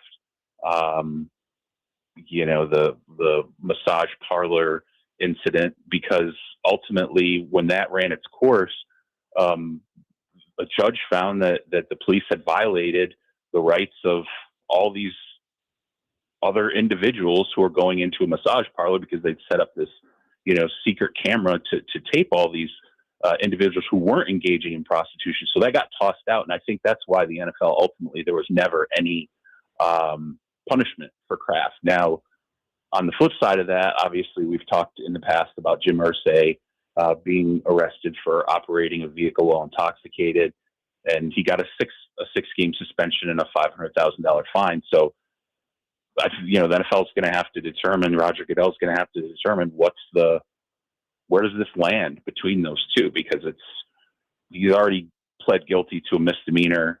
By the way, let's just say this. I've heard people ask what the possession of the criminal tools was. It was a phone. That's what that was. He wasn't. People are like, what did he possess? What's a criminal tool? When you use a phone to engage in a crime. When you use a phone to engage in a crime, that's considered a criminal tool. Joe, stop. Sorry. Stop. He's unhinged this morning. I know. You got to knock it off, man. I apologize. I don't think that apology is real at all. I'm just trying to get out of this without getting caught up in any of Joe's nonsense here. So. It's a tough thing to accomplish. Well, we'll see how that all turns out with Jed York there. Charles, the Deshaun Watson situation. So he has the press conference over the weekend, and walking out of that press conference, we were talking about this on the show Monday. I was like, there's no way they could name him the starting quarterback. And then I think as we were ending our show, they literally named him the starting quarterback with like 3 minutes left in our show. And I was like, oh my gosh, what are they doing? He came out since then. He had his long speech the other day about taking responsibility for the words that he said and all those things. First off, I guess a couple of different things. To me, this tells me that they look at Shedeur Sanders and they're like, nope, he's not it. And number two, what do you make of the reception that Watson is going to get if he's still the starting quarterback by the time week 3 rolls around and they open up their home schedule? Yeah, it was funny. That was such a shocker. I was with the Panthers, and I was out on the field with the Panthers, and the Panthers, they play the Browns in week 3 in Cleveland. And I was with a member of their front office. And I was like, hey, you want to know the quarterback you're going to potentially face in week 3? And when I told him it was Watson, he was like, you got to be kidding me. He's like, serious? I'm like, yeah, they just named him. We should have known when after the Bills preseason game, Deshaun comes out and says what he says. And then Todd Monken, the Browns head coach, gets asked about it. And he immediately says it's not going to factor in the decision. Right then we should have known. Well, we should have been like, okay, if he's instantaneously saying this isn't going to factor in the decision, then it means it's going to be Watson, and this has been baked in for a little bit. And all I can tell you guys is, before I answer the latter in terms of what the reception he's going to face, when I went through Browns camp, after Watson was named, I went back and I started looking through my notes and really looking at what I was told by the organization. I don't know why I didn't walk out of there thinking it's absolutely Watson, because the two things that happened, number one, when I was talking to somebody inside the team about the quarterback decision, and I said something along the lines of, hey, when this is all hashed out, what am I going to be able to say about the starter? This individual went through a laundry list of here's what the quarterback has to do at the line of scrimmage. We think it's 70 snaps. Here's what Todd's offense looks like. And there's a multitude of things. You're not managing an offense. You're literally running it at the line of scrimmage. You can change the play. You have to set line protections. There's just all these different things that you have to align. And listening to that and thinking about Watson, I'm like, okay, they're clearly talking about the veteran here. It's who's done this before? Shadeur's never done that. And Deshaun has. Deshaun did that in Houston. And so I should have known, okay, that's the first sign. And then when I talked to Monken later, Monken was just straight up. He's like, look, I want to win now, and I can't think about down the line. He flat out said, I'm not worried about down the line. Well, Shadeur's your down the line guy. So those two statements to me, I should have walked out going, okay, it's definitely Watson. In terms of the response, let's see what happens in the first 2 games. I mean, I think fans are fickle, but they're also bandwagon.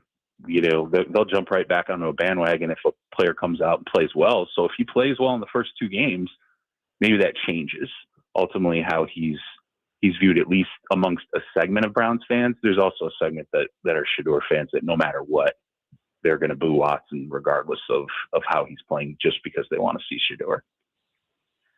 Yeah, it seems like the fact that he stinks at football is going to be kind of an issue with this whole thing. But man, they don't. Guys, this goes back. I got killed by Browns fans when I said this when they made the Myles Garrett trade and they brought Verse in. I said that I had spoken to someone in the Browns organization who's part of the decision-making process, and the feel was definitely we're still an off-season away from being done. Like, we've stacked 2 really good draft classes. The roster's turned over. We have the right coach, but we're still an off-season away. The implication of that statement was we're not set at quarterback. Like, we have to resolve the quarterback spot. We have 2 first-round picks in the 2027 draft. It's going to be super rich at quarterback, and that's the option we have on the table. So we have to go through 2026, make sure we don't have the guy on the roster as it is, and then 2027 is when we set that piece into place, and we should be done building. Right, but Todd Monken is I gotta win now. Like it makes no sense. I mean, Joe, like, he's getting his job. You know, that's I said to him at one point, I'm like, you remind me of Bruce Arians, like, in terms of how you carry yourself. You're very blunt. You're straight to the point. You don't broker a lot of BS. And that's how Arians was. And I think the parallel there is it's 2 guys who got their head coaching job late in their life. Like, guys don't typically get your first head coaching job at 60, and you just don't have time to screw around. And Monken said that. Like, this is all stuff that I've saved because I'm going to use it later. But Monken flat out was like, yeah, I don't have time for that. Like, I don't have, like, he, at one point he laughed and he goes, this is probably my last job. He's like, I know where I'm at. I'm not going to be getting other head coaching jobs after this. This is going to be it for me. So it's very important that I make the most of it. Well, just really quick, that's great. And now everyone in the world who pays attention to sports thinks he's a freaking moron because he chose Deshaun Watson. Like, he thinks he's going to win this year with Deshaun Watson. I mean, play the kid, get your quarterback next year. You're going to get another year. It's asinine. It's asinine. I get that. I understand that. And I said prior to the decision, it makes more sense to me that you would lean into Shedeur because he fits the use of your team, right? He fits, like, you're get a look at the guy who has the room to grow, and that makes more sense in terms of the surrounding makeup of the team. But the one factor that I think is important here is if Monken does not feel like Shedeur can go to the line and do the 15 things he needs him to do pre-snap, which involves motions, all kinds of other things, that means you're going to cut down the offense to something that's workable. And then that now affects who? It affects Harold Fannin. It affects Denzel Boston. It affects Casey Concepcion. It affects Quinshon Judkins. You have a lot of other young players you have to develop in that offense. And Monken's approaching this from the standpoint of, hey, I got to worry about those guys too. And I can't all of a sudden look at those guys and go, hey, I know you guys are way ahead of the curve. You guys can completely handle it. But the offense we have to run it at 40% because we got a young guy who's not used to running a full suite of options. So we're now cutting down this whole offense, which now is going to limit your growth because we're deciding we're going to go with the quarterback who can't do what I need him to do right now. Robbie, I'm sorry. This will be my last thing that I say on this. No, sorry. Oh, by the way, I just want to say, awesome pick on Dylan Gabriel, by the way. What was he, a 3rd rounder? Apparently he can't tie his shoes now. Great job, Cleveland. You know what, man? I'm sure this is all going to get clipped for Cleveland Radio. I hope so. They clip this show and put it on Cleveland Airways. It is what it is, man. It doesn't. You can sit here and complain about all the past stuff all you want. The fact is they actually have some really good young talent on that team. If they end up selecting the quarterback in the 2027 draft, it's going to be a player that walks into, I think, a pretty good situation. And not only that, they're going to have a head coach who says to the quarterback, I'm going to give you a lot of freedom to run this thing. So, that's where they are, and they're set up for it. And they've got 2 first-round picks. And that became the conversation when I was in Carolina, when we were talking about Watson having been named the quarterback. The fact that they have 2 first-round picks, I was talking to this front office person in Carolina. I said, is the 2027 draft going to live up to this with the quarterbacks? And they're working ahead on that draft right now. And he said, absolutely. He said, right now, minimum 5 first-round quarterbacks in 2027. And he said, and there are a couple centerpiece star guys in this class. So, Charles, Michael Penix back at practice down there in Atlanta for the Falcons. He's not going to play in the preseason finale, but back in the fold there. Tua, obviously, has had a head start with the offseason program and in camp here, and yet he hasn't been named the starter yet. We'll see what happens by the time week 1 rolls around here, but Penix now back at least healthy and ready to go once the regular season's come around. What does that tell you about Tua and where things currently stand with him? Yeah, it's weird to be – honestly, we're kind of starting the quarterback competition now.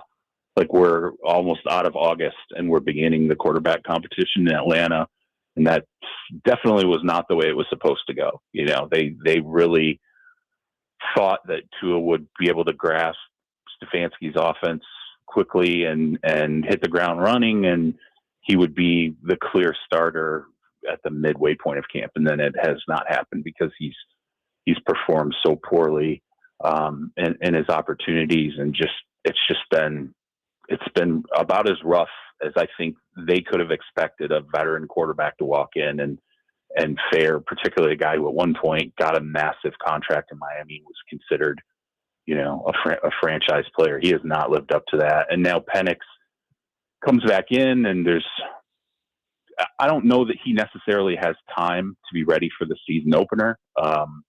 Even though he's full go in practice, there's going to be, I think there's going to be some time where he has to just adjust to it, the speed. You don't want to put him out there and get him injured. So I think I'd be surprised if Tua doesn't at least get the initial start when the season kicks off. But I will say this, the exhibition game tomorrow against Miami, Tua, I think he's right now, this period between now and whenever he potentially gets benched, which I think is on the table, this is the period that will probably decide whether or not he's ever an NFL starting quarterback again. I just don't know that if it does not work here and it does not work with the Stefanski offense, and you lose out to Michael Penix, who you effectively were brought in to replace because of the injuries, and Penix didn't even hit the field, and you still lose your job to him ultimately. I don't know that anyone's ever going to view Tua as a starting quarterback ever again. So very, very important juncture. The next, I would say, not only tomorrow in that exhibition game, but leading into the regular season if he does get the week 1 start. So, Charles, we talked recently about the idea of the NFL potentially, getting involved in this whole thing with dudes, being like, I don't think I'm going to go back to college. They make more money there. They did do so. It wasn't the extreme measure we talked about, but they have helped here with what they did yesterday. Have you heard from people around the league that this is actually something now that they're like, okay, this is dumb and this needs to stop? Yeah, I will say that the handful of individuals and I'll just say a couple. I talked to a couple of GMs about it since Daquan Wright left the Browns and went to exited to go back to LSU, and they were pissed. I mean, I don't know any other way to put it. Like, they were just like this. Like, I mean, it was they think it's a joke. They think it's like they're like straight up one GM. I was tiptoeing around. I'm like, I don't know, maybe this seems like an internship where a guy comes and goes through your camp and then goes back to college. And hey, if he goes back into the draft, maybe you know him a little bit better because he's been under your roof. And he stopped me, interrupted me. He goes, no, this is stupid.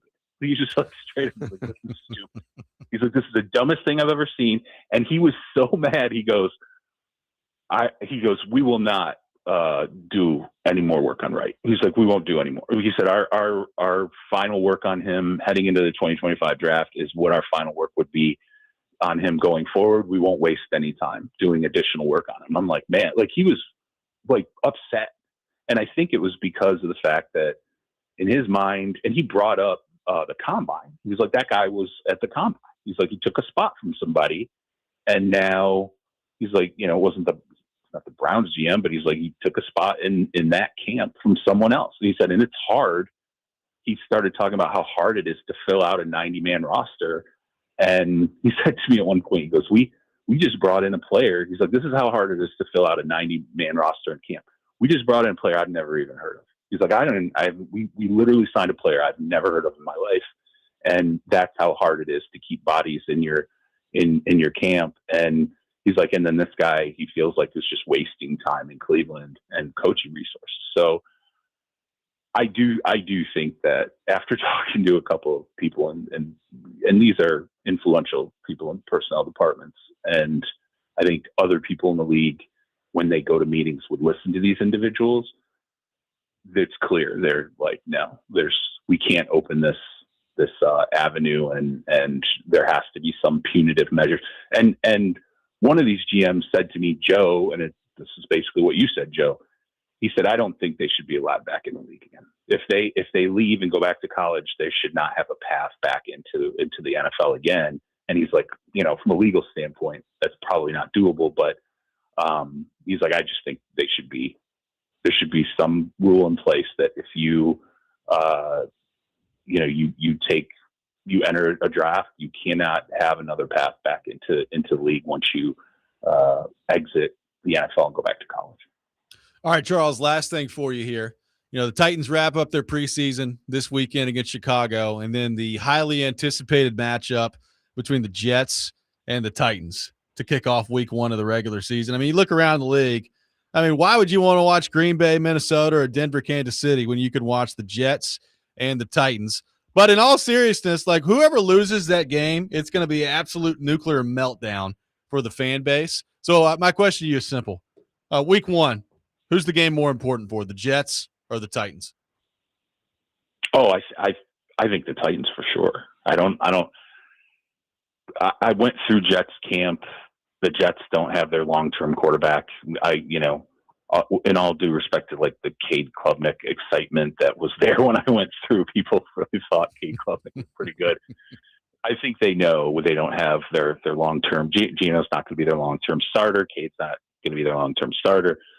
So without that player being on the roster, I don't think there's this sense of like, hey, everything's in place now. Now we need to start taking these big, these quantum leaps forward. I think it's different for the Titans. You have Cam Ward. You now have an offensive coordinator in place that is supposed to be helping him turn a corner. You've made all these changes defensively.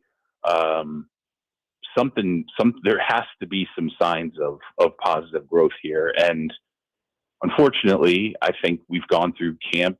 The Titans have gone through camp, and there's still the persistent questions about, Cam's consistency. Can he keep the ball out of harm's way? Can he just grow at a rate where it's not going to be a constant question about, what's right, what's wrong? Is the offense right for him? Why can't he take the step we need? Does he have the coaching around him that he needs? Does he have the players around him that he needs? Is he limiting other young players? That to me is what's waiting on the other side of a loss. You lose to the Jets, and especially if Cam Ward does not play well, I think immediately that's going to be the questions in your mind. Don't you believe that's what? If you've taken a quarterback number 1 overall and you're now having that conversation again, and you've changed the coaching around, you've added to the talent around him, that to me is not a disaster yet, but you're certainly taking steps in that direction. Oh, not great. I would totally agree. Totally agree on that front. Charles, don't you think we would have felt that's? I thought at this point, if you'd asked me at the beginning of camp to now, I'd have told you I think the Titans, this should be a good camp for them. Like, this should be sort of okay, we're in a bit of a quagmire. Now we've got some really high end coaching. We've added a great player at wide receiver. We've got a young quarterback who now is starting to show, now that he's got the coaching, and they're approaching the expectations, right? Which you're like, hey, let's rein it in a little bit and take what you're given. And I would have thought we would feel better going into the season opener. This is certainly a surprise to me that we're at this point. Charles, great stuff, man. Appreciate you taking time to be with us today, and we'll talk to you next week. All right, sounds good, guys. Yes, sir. Charles Robinson from NFL Blue Book, our guest here on the program. We'll react to what Charles had to say. Take more of your thoughts at 615-737-1025. Robby and Rexrode, 1025 The Game.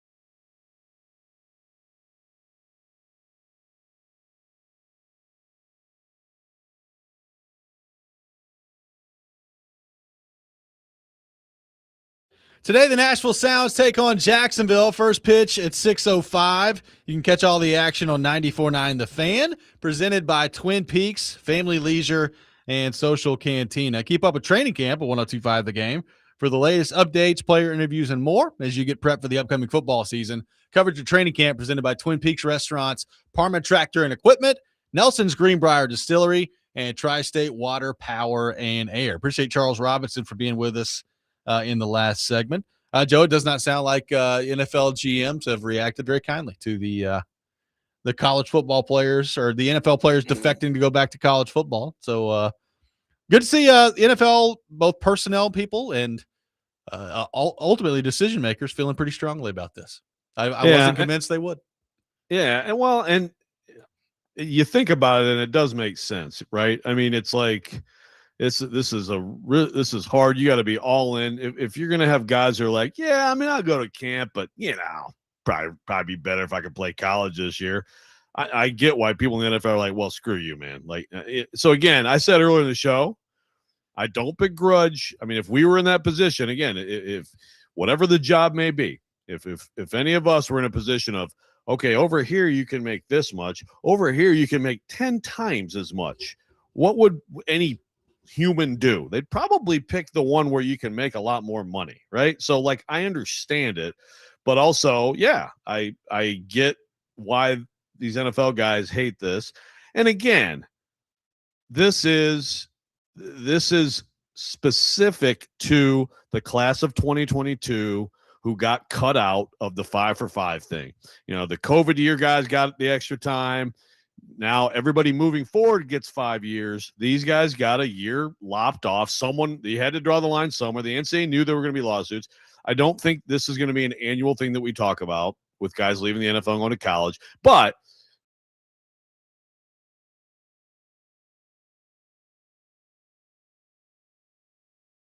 and say, well, is that Pandora's box, right? Like, is this just going to become a thing? I think now we are in the process this week of killing that mindset altogether, which is great to see. It is great to see. Charles, very quick to say, Joe, that the Titans more at stake in week 1 in their battle against the New York Jets. I think the national perspective would probably disagree with that just from the standpoint of, number 1, it's the Jets. Number 2, Aaron Glenn kind of feels like he's on the hot seat and they suck. But what do you make of that? I'm totally with him. Like, I think, having the quarterback in place, I would give the edge to the Titans there. Going to be a nuclear reaction either way, depending on who loses the game. But Charles, very quick to go Titans on that answer. Yeah, and also pointing out, we're trying to play. We played earlier this Kurt Benkert guy who is out there like, all of you ripping Cam, you're wrong. Here's why. Broke down film. I thought it was interesting. Also, there's like, and by the way, if you put in the QR code, I'll sell you a Cam rookie card. I'm like, oh, are you breaking down film or is this freaking QVC? But he had some interesting points on the film. But Charles expressing what I think the majority opinion is, which is so far this preseason has not been exciting on the Cam front. People are a little concerned. It's fair to be concerned. And so then if you bring that into the season, lose to the Jets, yeah, the meltdown overall will be massive, but also it's hard. I guess it's hard for me to see them losing to the Jets and him playing well. So then the Cam conversation also just explodes. So let me ask you this, Joe. It's felt like, obviously we were not there for either one of these. In San Francisco, the reporting would suggest that the Niners won the joint practice, right? They won the joint practice. The reporting would suggest last week that the Titans won the joint practice against Seattle. So I'll ask you this. We've seen the preseason games. The starters have struggled to this point. We'll see what happens in the actual preseason game itself coming up on Saturday. But if the Titans, quote unquote, win the joint practice today against Chicago, what will that tell you? What will that tell you if they've won 2 of the 3 joint practices against pretty good teams in the NFL? Yeah, I mean, it's not nothing. And to me, it's like, so what aspect, quote unquote, won, right? I mean, what are the concerns? Like, you'd like if the secondary going against the Bears passing personnel doesn't get completely carved up, that's good. Like, I mean, to me, that's okay. That means maybe there's some progress, some improvement, some better communication, whatever it is. Is the pass protection good for Cam Ward? And obviously, Cam's the first thing. It's the top of the list always. Does that offense do anything? I mean, yeah, it's not nothing. But to me, and then we'll see the preseason game, and if it's like the same as last week, where it's like they played really well against the Seahawks in the practice, but then the Seahawks backups kicked their butt in the preseason game, it's still going to be like, oh God, right? And I don't know what the Bears are going to do, I don't know what Ben Johnson's going to do, and maybe he said that and I missed it, like what he's going to do with the starters. But I mean, it's not nothing, but also all of it. Thankfully, we're almost done with this crap, so we can just not care about any of it, and I'm excited about that. Hey, you think Saleh maybe doesn't like Ben Johnson all that much? I mean, Ben Johnson, Matt LaFleur, not exactly the best of buds, Yeah, maybe. Saleh and Matt LaFleur are the best of buds. I wonder if there's some lingering hostility there. That's a good question. I mean, I wonder if Saleh's going to show up at the studio someday and throw you around because you like to rip Matt LaFleur so much. I mean, there's. Well, we know LaFleur's not going to do it, so that'd be fine. He's going to have to. I mean, LaFleur needs somebody to be his bodyguard. It's like the movie My Bodyguard. Underrated early 80s or late 70s probably flick. I bet there's a little bit of hostility there. I bet Matt LaFleur behind closed doors looks at Robert Saleh and like, I really hate that Ben Johnson guy. I bet Saleh doesn't like him. I bet you're right. So who would like Saleh's beat up list? You've got Liam Cohen at the top. Yeah, you got Liam, you got you. Yep. Rippin LaFleur, and you've got Ben Johnson. So I'd like to know how he ranks that. Yeah. We've talked before Saleh was the Titans coach. We talked previously about coach death matches. You're probably talking about the Big Row, Mike Vrabel. Dan Campbell and Saleh, right? Like it's two of those. Like those are the three that could probably beat the crap out of everybody else in the league, right? Probably so. I mean, although Big Row might be getting a little soft. Well, maybe so. I mean, thing is, like Aaron Glenn, I think looks like he's in good shape. He's only 5'9" though, so yeah, he's a cornerback. Yeah. Great corner. Great play. Yeah, but I'm not. Nah. I mean, when Tomlin was in the league, that was a guy that you probably put him high on that list. DeMeco Ryans be high on the list. That's true. Yeah, DeMeco's. Yeah, he's a young guy, still pretty ripped. So that'd be your final four probably, right? Probably DeMeco, so. Campbell. I mean, LaFleur's out immediately. Saleh, the Big Row. It's a good thing that Mike McDaniel's not a head coach anymore because he was out before the competition began. Yeah. Most of these guys. Harbaugh. We could beat up most of these guys. Jim Harbaugh. I mean, I feel like he secretly knows Taekwondo or something. Like he may be sneaky. Well, he probably, being the habitual cheater he probably has brass knuckles hidden, and he's probably drugging his opponents or something like that. So if I'm at the top of Saleh's list, you're going to be moving quickly to the top of Harbaugh's list. Well, I'm sorry that he's a cheater. Speaking of Harbaugh, did you see the other Harbaugh? Did you see the comment he had about Scadaboo? No. So, see, this is where Twitter can sometimes be good. So, first of all, he says that once a day. He's like, this is where Twitter can be good. I'm telling you, man, there's some fun stuff in here. If you're lucky. So, Scadaboo apparently, I don't know, he's been ticking people off because he's been hitting people when you're not supposed to in practice. Yeah. We got into a fight yesterday. So someone asked Harbaugh about Scadaboo's, quote, infectious energy, right? So here's the quote. Quote, Scat's great. He does bring a lot of energy, but he did get a 15-yard penalty at the end of practice. Did you notice that? That's not infectious. Well, it is infectious, actually. Infectious in a bad way, right? Like infectious disease type of thing. End quote. Yeah, I don't think that's going to last very long. He just called Cam Scadaboo the diarrhea virus. I mean, that's said to our phone line. Welcome in Nate to the program. Nate, good morning. Thank you for calling in. What's up, guys? My question is, do we think that the new NFL, not necessarily new, but the news that came out yesterday about players going back to college if they participated in any NFL activities, not being able to go back into the NFL draft, do you think that changes the mindset at all of college athletes going into or thinking about going into the draft? Thanks for calling it. Yeah, I think it will. I think that combined with, the other steps that are being taken, it's also okay, well, now where am I going? I can't go play in the Big Ten. I can't go play in the SEC. Like I think it's been a very productive week on the kind of nipping this thing in the bud, Joe. Yes, in the bud, not the butt. Yep. Yes. Yeah, because and it'll be interesting. Again, I'm let's see. Maybe judges will still look at what the leagues are doing as some kind of an antitrust violation, but it seems like it's going to be like, so you can either go to some of these other leagues that can't pay you as much, and now it's like, well, was it even worth it to do that, or just stop? And again, this is the 2022 class. So I do think that all of this combined is going to kill this. We'll have one more segment coming up next. We've got a very important thing that we need to accomplish coming up next, and we're going to do that. Robby and Rexrode, 102.5 The Game.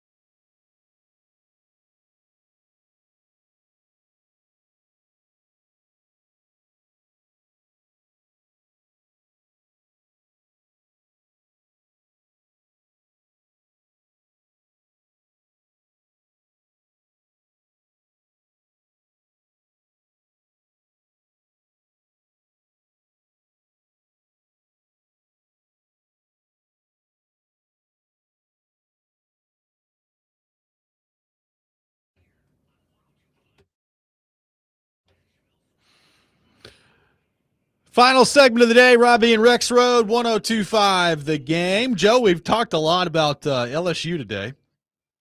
We have not mentioned Louisiana's governor, Jeff Landry, and the statement that he put out there about this whole mess that's gone on in college sports this week. Joe, would you like to read the statement from Louisiana Governor Jeff Landry?